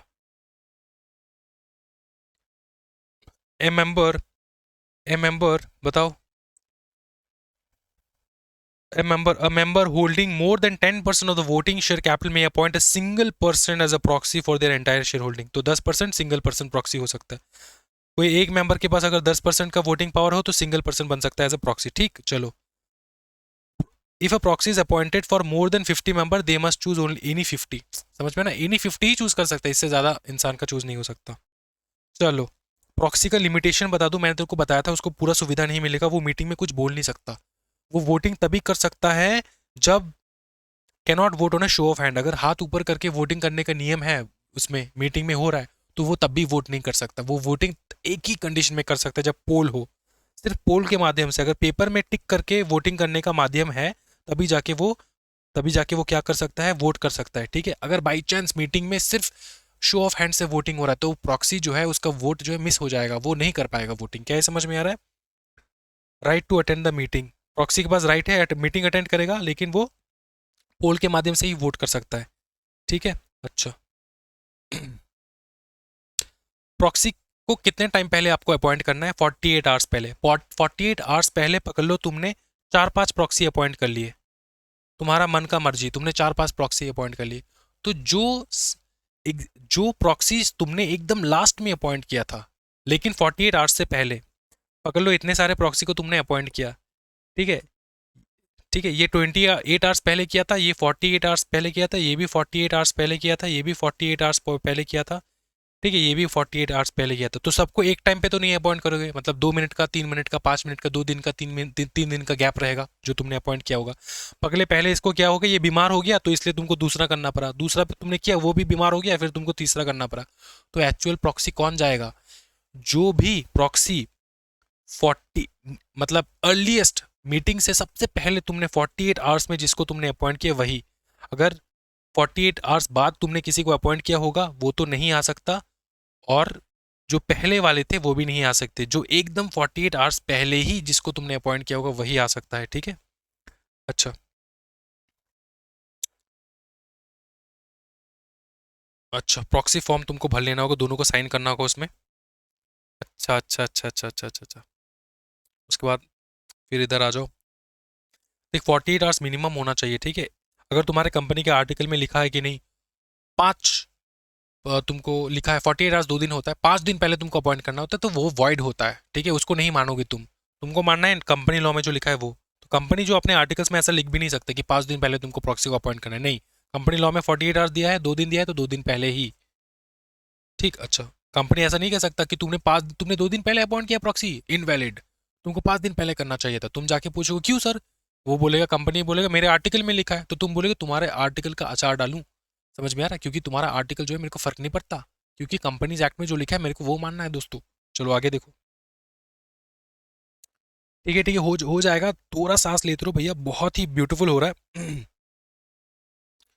अच्छा, प्रेस्क्राइब फॉर्म में भैया प्रॉक्सी वॉक्सी भेज देना है, कोई टेंशन वाली बात नहीं है दोस्तों। सबका सिग्नेचर विग्नेचर ले लेना, प्रॉक्सी होल्डर एंड जो मेंबर है उसका साइन जाएगा। ठीक है, अच्छा, इंस्पेक्शन ऑफ प्रॉक्सी, कोई भी बंदा अगर मतलब शातिर बंदा, वो चाहता है कि देखे मीटिंग से पहले कि कौन कौन मेंबर नहीं आया और उसके बेसिस पे कौन कौन प्रॉक्सी आया।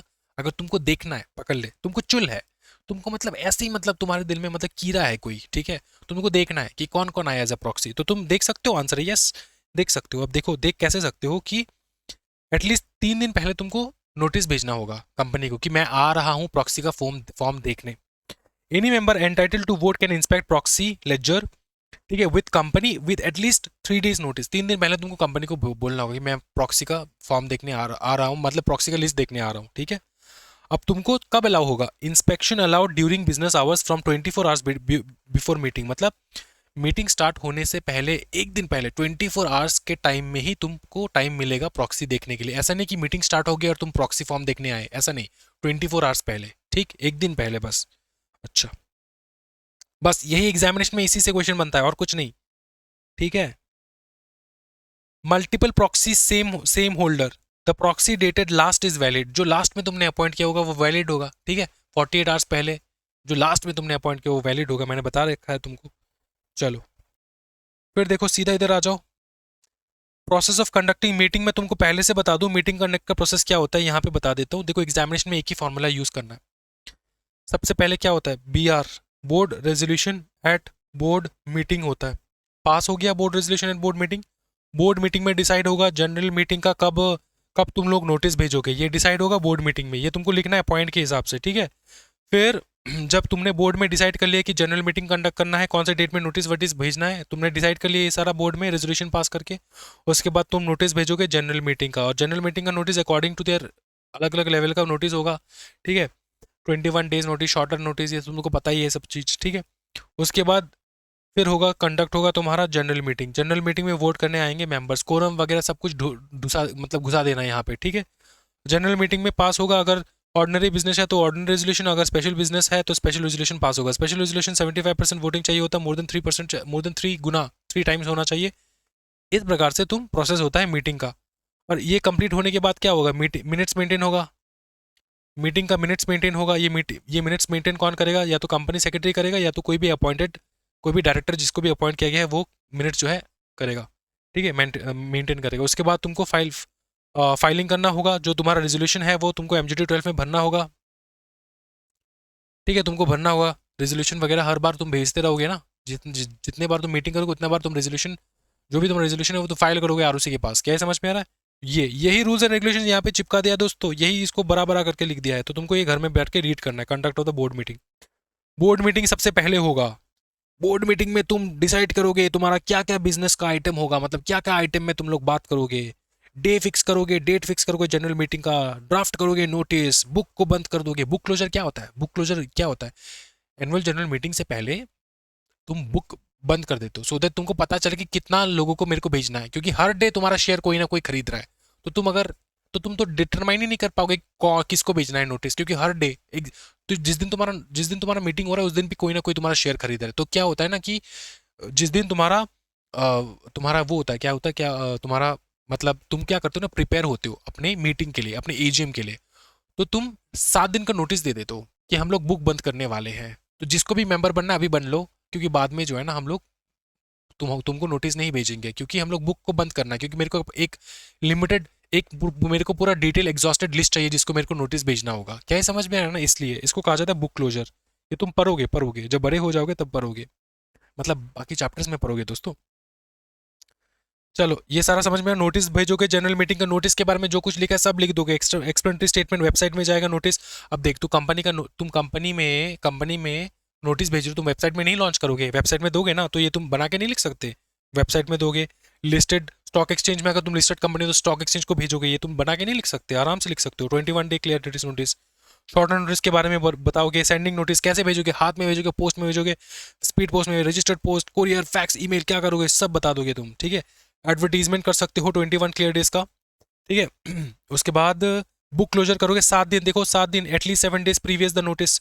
नोटिस भेजने के 7 दिन पहले तुमको ये बताना होता है कि हम लोग बुक क्लोज करने वाले हैं। At least 7 days previous notice bye advertisement तुमको देना होता है कि 7 वर्किंग डेज, देखो 7 वर्किंग डेज पहले एडवांस नोटिस तुमको देना होता है स्टॉक एक्सचेंज को भी, कि हम लोग बुक क्लोज करने जा रहे हैं। बुक क्लोज करने के 7 दिन पहले तुमको बताना होता है सबको एडवर्टीजमेंट के through, at least 7 days previous notice bye advertisement, ठीक है।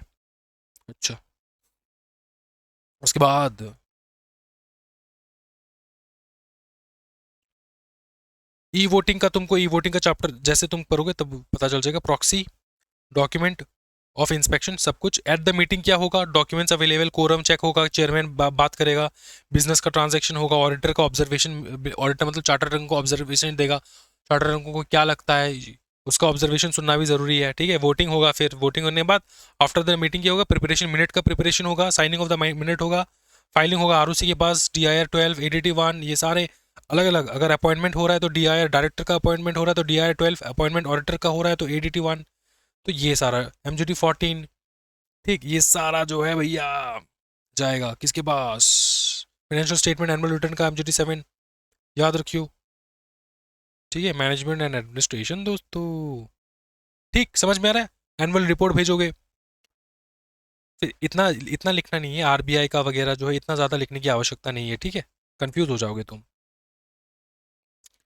डिविडेंड का डिक्लेरेशन अगर हुआ तो तुम डिविडेंड अकाउंट खोलोगे 5 दिन में, ये तो डिविडेंड के चैप्टर में सेक्शन 1 to 3 में तुम देखोगे ना भैया, तो इसको छोड़ दो यहाँ पे, ठीक है। तो ये कंडीशन, अगर डिविडेंड के बारे में तुमने डिक्लेयर किया मीटिंग में तो तब तुमको डिविडेंड का ये लिखना होता है, ठीक। अच्छा, वोटिंग थ्रू इलेक्ट्रॉनिक मीन्स भैया मैं शॉर्टकट में करा दूंगा इसको बहुत ईजिली। तुम्हारे कंपनी में अगर 1,000 या फिर उससे ज़्यादा मेंबर है तो तुमको इलेक्ट्रॉनिक वोटिंग में वोट करने का अधिकार तुमको मेंबर्स को देना होगा, मैंडेटरी। जितने भी लिस्टेड कंपनीज है, जितनी भी लिस्टेड कंपनीज है जिनका इक्विटी शेयर लिस्टेड है स्टॉक एक्सचेंज में, चाहे उसका 1,000 से कम ही मेंबर हो, लेकिन उसका इक्विटी शेयर जो है लिस्टेड है स्टॉक एक्सचेंज में, इनको मैंडेटरी जो है तुमको ई वोटिंग का सुविधा देना होता है तुम्हारे मेंबर्स को। तो दो कंडीशन है, एक है जिसका इक्विटी शेयर लिस्टेड है, मैंडेटरी देना होगा, दूसरा है कंपनी जिसमें 1000 से ज्यादा मेंबर है, हैविंग 1000 या फिर उससे ज्यादा मेंबर है, तो वहां पे मैंडेटरी ई वोटिंग का तुमको सुविधा देना होता है। ई वोटिंग का मतलब इलेक्ट्रॉनिक वोटिंग का सुविधा, ठीक। चलो, अच्छा, कुछ ऐसे कंपनीज है जिसको mandatory e voting audit, companies out of mandatory, मतलब इसको ई वोटिंग की जरूरत नहीं है, Nidhi companies, companies listed on MSC SME, small medium exchange, ठीक है। फिर आता है आपका, सीधा हम लोग जाएंगे यहाँ पे, आ जाओ। वॉलंटरी का अगर ऐसा है ना कि भैया वॉलंटरी अगर तुमको करना है तुम कर सकते हो ई वोटिंग का, लेकिन तुमको पूरा प्रोसीजर फॉलो करना होगा। ऐसा नहीं कि तुम छोटे मोटे करके मतलब 19-20 करके तुम ई वोटिंग करा लो, ऐसा नहीं। ई वोटिंग का पूरा, अगर वॉलंटरी तुम्हारा 1000 मेंबर नहीं है, तुम लिस्टेड कंपनी हो, इक्विटी शेयर होल्डर, तुम्हारे इक्विटी शेयर तुम्हारे लिस्टेड नहीं है, फिर भी तुमको ई वोटिंग करवाना है, तुमको बहुत ज्यादा कीड़ा है ई वोटिंग का, तो ठीक है करवा लो, लेकिन फिर भी तुमको सेक्शन 108 पूरा फॉलो करना होगा, ठीक है। If A company voluntary offers e voting it must follow the entire procedure, याद रखना। अच्छा, ये घर में बैठ के रीड करना कि कट ऑफ डेट वगैरह ये रहेगा। प्रोसीजर ऑफ ई वोटिंग, तुमको स्क्रूटिनाइजर अपॉइंट करना होगा। स्क्रूटिनाइजर, स्क्रूटिनाइजर वो इंसान होता है जो ई वोटिंग का काउंटिंग करेगा। स्क्रूटिनाइजर कोई भी हो सकता है, सीएस हो सकता है, सीए हो सकता है, कॉस्ट अकाउंटेंट हो सकता है, एडवोकेट भी हो सकता है। भैया कितना गिरा दिया है स्क्रूटिनाइजर का औहदा, देखना, एडवोकेट भी हो सकता है दोस्तों। एडवोकेट के बारे में नहीं कह रहा हूँ, सॉरी, तुम गलत मत सोचना। मैं कह रहा हूँ other reputable person not in the companies employment, मतलब किसी भी अरे गहरे इंसान को भी तुम स्क्रूटिनाइजर अपॉइंट कर सकते हो। देखो ना कितना गिरा दिया। एडवोकेट तो भैया रेस्पेक्टेबल पर्सन है, as respectable as cost accountant, company chart accountant, company secretary, ठीक। अच्छा, एजेंसी को अपॉइंट करोगे, याद रखना है तुम्हारा इन हाउस होने से नहीं चलेगा। तुम इन हाउस का मतलब क्या होता है, तुम्हारा अपना ई वोटिंग का प्लेटफॉर्म, ऐसा नहीं चलेगा। तुमको हमेशा एनएसडीएल या फिर सीडीएसएल से ही करवाना होगा, प्लेटफॉर्म इन्हीं का चूज करना होगा। और other agency to provide supervision electronic platform, appointment of an agency NSDL CDSL, इनको ही अपॉइंटमेंट करना होता है, लेकिन दूसरे को तुम सुपरवाइज के लिए तुम बुला सकते हो, ठीक है। एनएसडीएल सीडीएसएल को भी तुमको रखना होगा, तो एग्जामिनेशन में यही लिख के आना है भैया। देखो एनएसडीएल सीडीएसएल याद करना है, ठीक। आगे देखो, नोटिस भेजना है ई वोटिंग का, ठीक है। नॉर्मल ई वोटिंग का नोटिस भी, मतलब नोटिस में ई वोटिंग है ये मेंशन करना है। 21 डेज जो तुम नॉर्मल नोटिस भेजोगे ना, वहां पे लिख देना कि भैया ई वोटिंग पे तुम लोग वोट कर सकते हो, कंपनी के रजिस्टर्ड ऑफिस में आने की आवश्यकता नहीं है।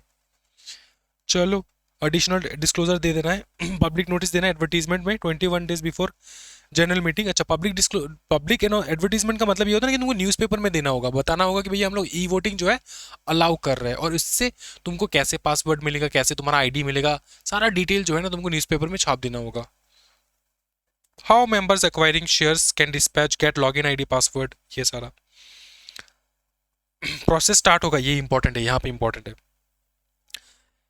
जो नॉर्मल तुम्हारा मीटिंग होगा ना, उसके 3 दिन पहले तुम्हारा स्टार्ट होगा। Open for not less then, sorry, हाँ उससे पहले स्टार्ट होगा, लेकिन 3 दिन चलेगा तुम्हारा, ठीक है। 3 दिन चलेगा तुम्हारा, ठीक।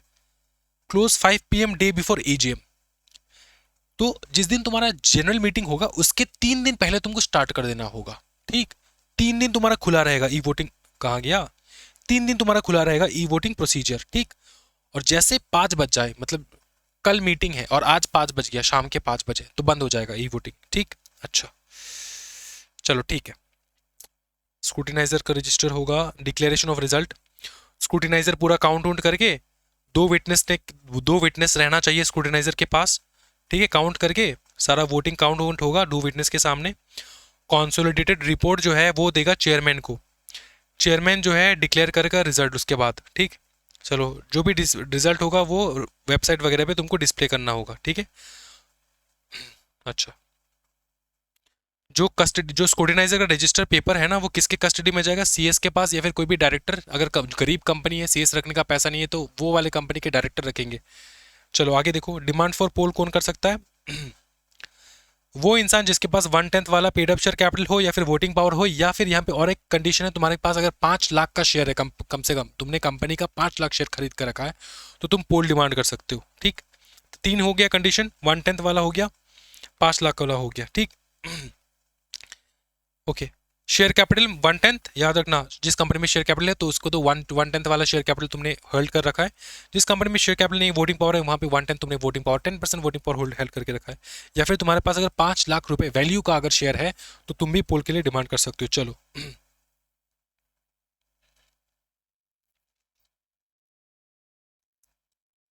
अगर तुमने एक बार पोल डिमांड कर दिया तुम विड्रॉ भी कर सकते हो। फिर देखो, सीधा इधर आ जाओ। बस इतना याद रखो, काफ़ी है, ठीक है। ये घर में बैठ के रीड करना, स्क्रूटिनाइजर कैसे, process of getting the poll done, ये इंपॉर्टेंट नहीं है, लेकिन घर में ऐसे देख सकते हो, ठीक है।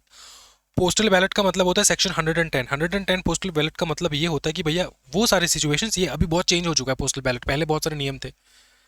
देखो मैंडेटरी कुछ आइटम्स ऐसे हैं ना जो मैंडेटरी तुमको पोस्टल बैलेट के माध्यम से ही करवाना होगा। तुम फिजिकली प्रेजेंट होके तुम मीटिंग में नहीं करवा सकते वोटिंग, तुमको पोस्टल बैलेट के माध्यम से या फिर ई वोटिंग के माध्यम से तुमको करवाना होगा।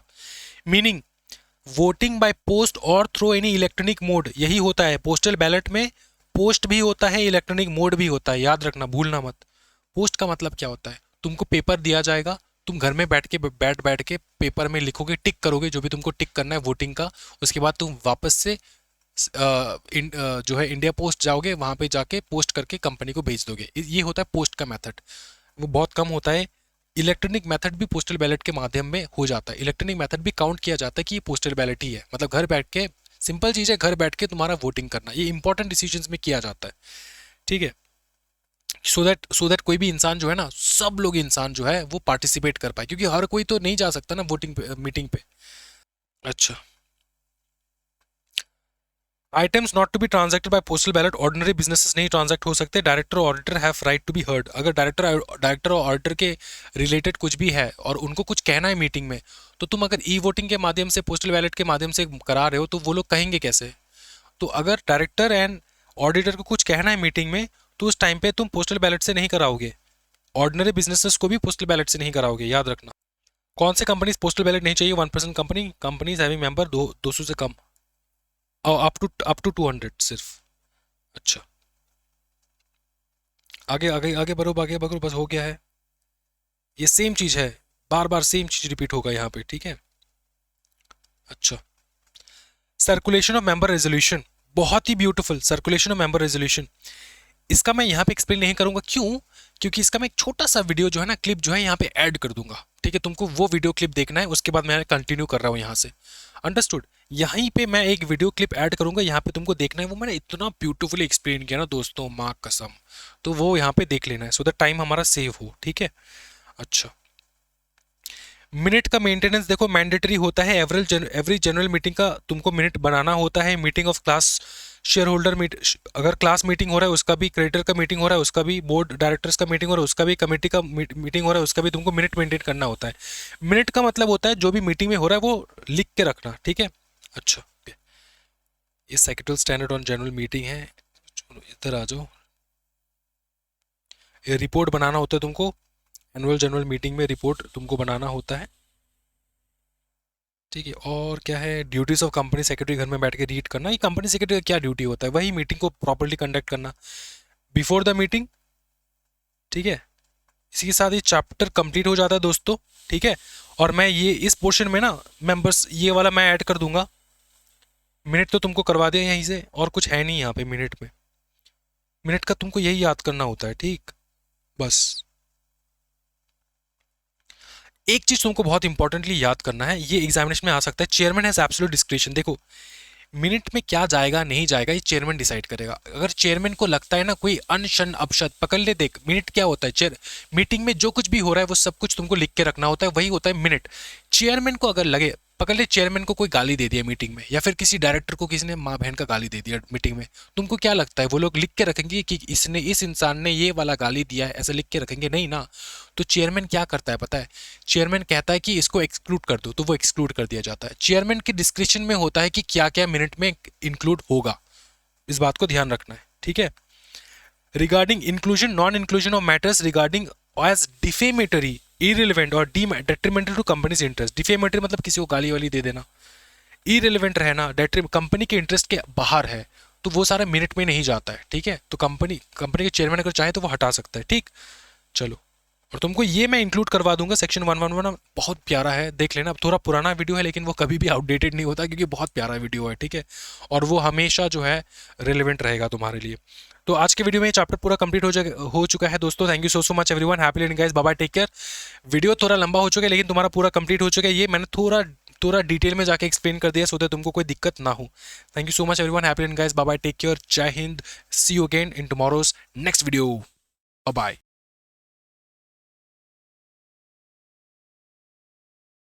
Circulation of members resolution section 111, ठीक है। बहुत ही इजी टॉपिक है, थोड़ा सा कंफ्यूजिंग है लेकिन अगर आप बेसिक समझ जाओगे तो बहुत ज़्यादा इजी है, ठीक है। ओके, क्रैक करते हैं इसको। आप लोगों ने सुना ही होगा कि जब जब कंपनी कोई भी एनुअल जनरल मीटिंग करता है या फिर कोई भी मीटिंग करता है, ईजीएम पकड़ लो, कोई भी, ठीक है, तो वो नोटिस भेजता है। नोटिस किसको भेजता है? नोटिस भेजता है मेंबर को, ठीक है। कंपनी भेजता है नोटिस मेंबर को, राइट। और नोटिस पे क्या लिखा होता है?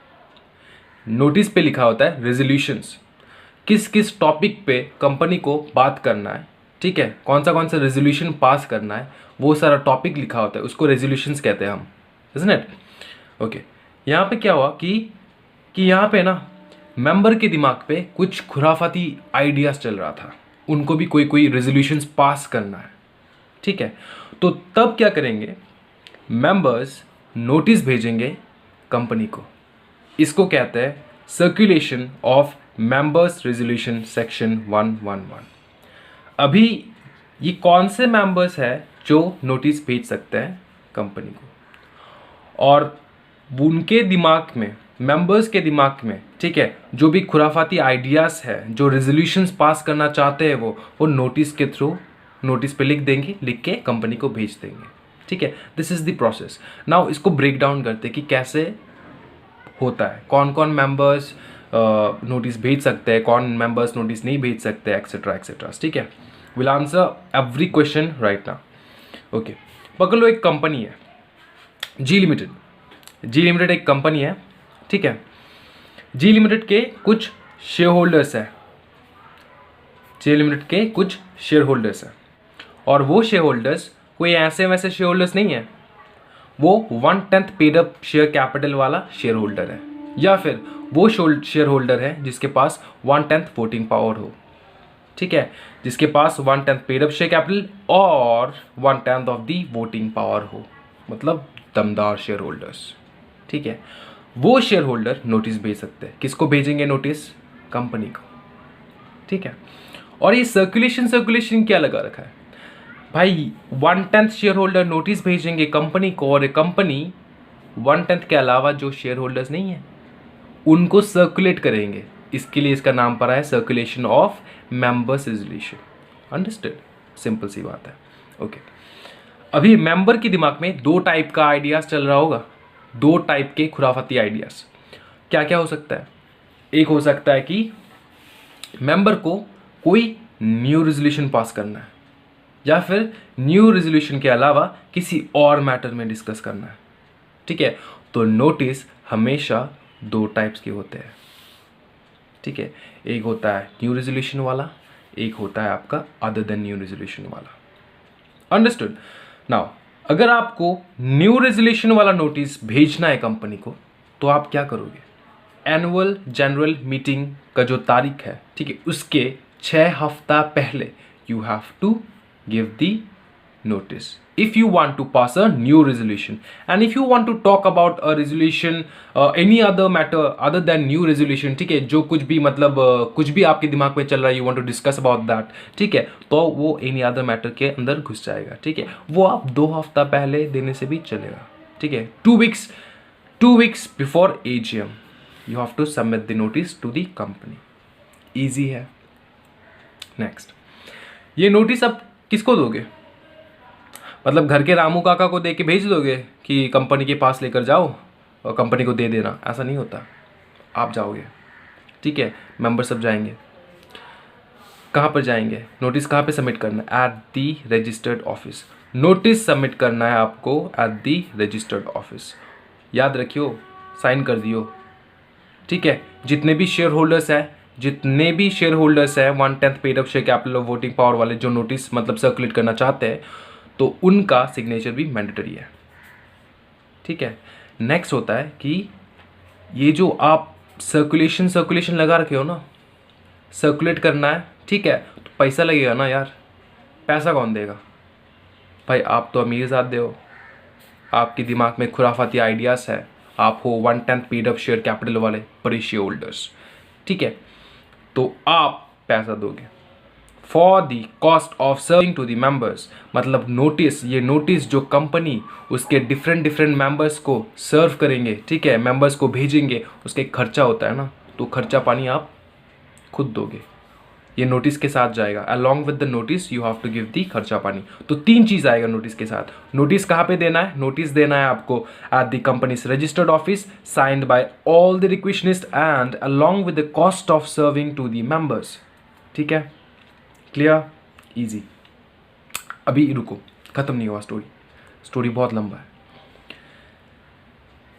यहाँ पे कंपनी जब नोटिस रिसीव करता है, ठीक है, कंपनी जब नोटिस रिसीव करता है तो कंपनी के दिमाग में क्वेश्चन आता है, ठीक है, कि ये नोटिस सर्कुलेट करना चाहिए या फिर नहीं चाहिए। तो कंपनी डिसाइड करेगी, company decides whether to circulate और not to circulate the notice, ठीक है। तो अगर कंपनी को लगा कि ये नोटिस सर्कुलेट करना नहीं चाहिए तो एक कंडीशन होगा, और अगर करना चाहिए तो भाई अच्छी बात है, कर दो सर्कुलेट, ठीक है। 2 थॉट्स आएंगे यहाँ पे कंपनी के पास, सर्कुलेट करे या फिर ना करे। Now see, company thinks members are doing it for needless publicity and defamation. अगर कंपनी को लगा कि ये जो नोटिस वोटिस है ना, ये कोई मतलब अच्छा वाला मुद्दा नहीं है, इसमें नीडलेस पब्लिसिटी के लिए वो लोग मेंबर्स कर रहे हैं ये सब, डिफेमेशन, कंपनी को डिफेम करने के लिए मेंबर्स कर रहे हैं ये सब, ठीक है। नीडलेस पब्लिसिटी क्या होता है, क्रैक डाउन करते हैं।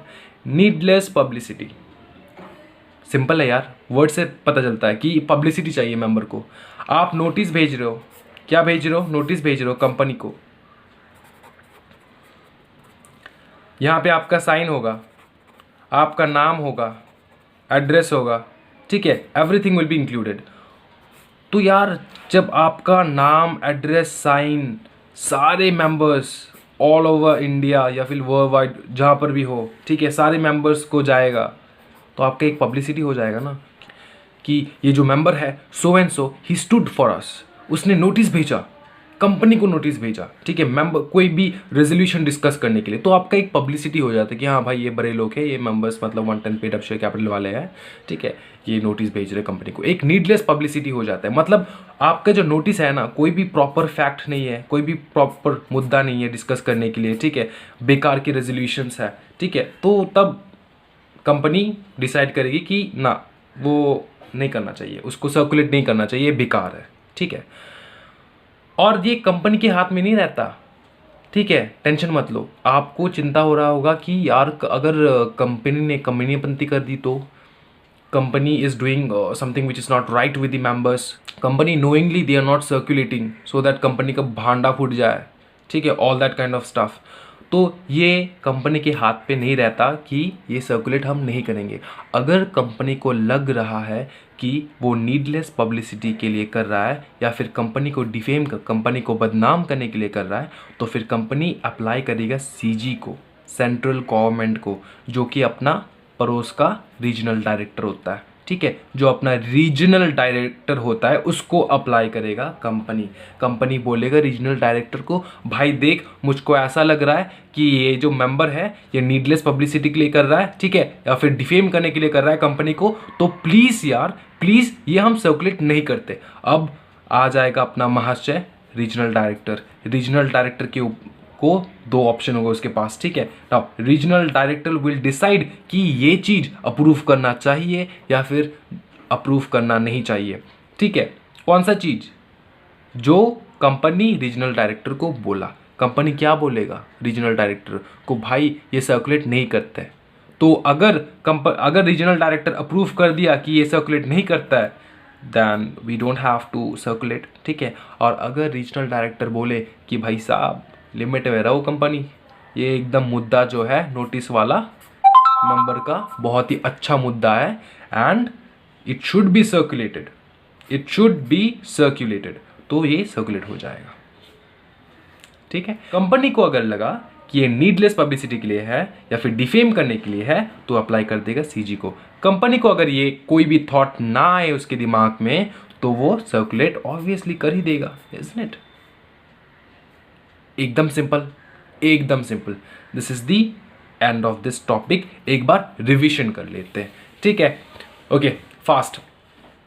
हम लोग क्या जानते हैं? हम लोग जानते हैं कि कंपनी जब भी मीटिंग करते हैं वो मेंबर्स को नोटिस भेजता है, ठीक है। यहाँ पे हमको, और नोटिस पे क्या लिखा होता है? नोटिस पे लिखा होता है रेजोल्यूशंस। यहाँ पे members, circulation of members resolution में सेक्शन 111 पे मेंबर्स भेज रहे हैं नोटिस, किसको? कंपनी को।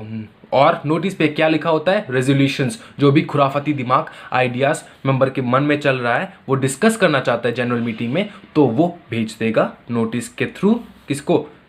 कंपनी को। ओके, नोटिस भेज देगा। नोटिस कहाँ पे भेजेगा? नोटिस भेजेगा रजिस्टर्ड ऑफिस। सिग्नेचर चाहिए, हाँ, सारे मेंबर्स के सिग्नेचर चाहिए जो जो अप्लाई कर रहे हैं, मतलब जो जो चाहते हैं ये नोटिस फॉरवर्ड हो, ठीक है। और उसका cost of serving the cost of along with the cost of serving to the members, मतलब कॉस्ट के साथ साथ आपको भेज देना पड़ेगा, ठीक है।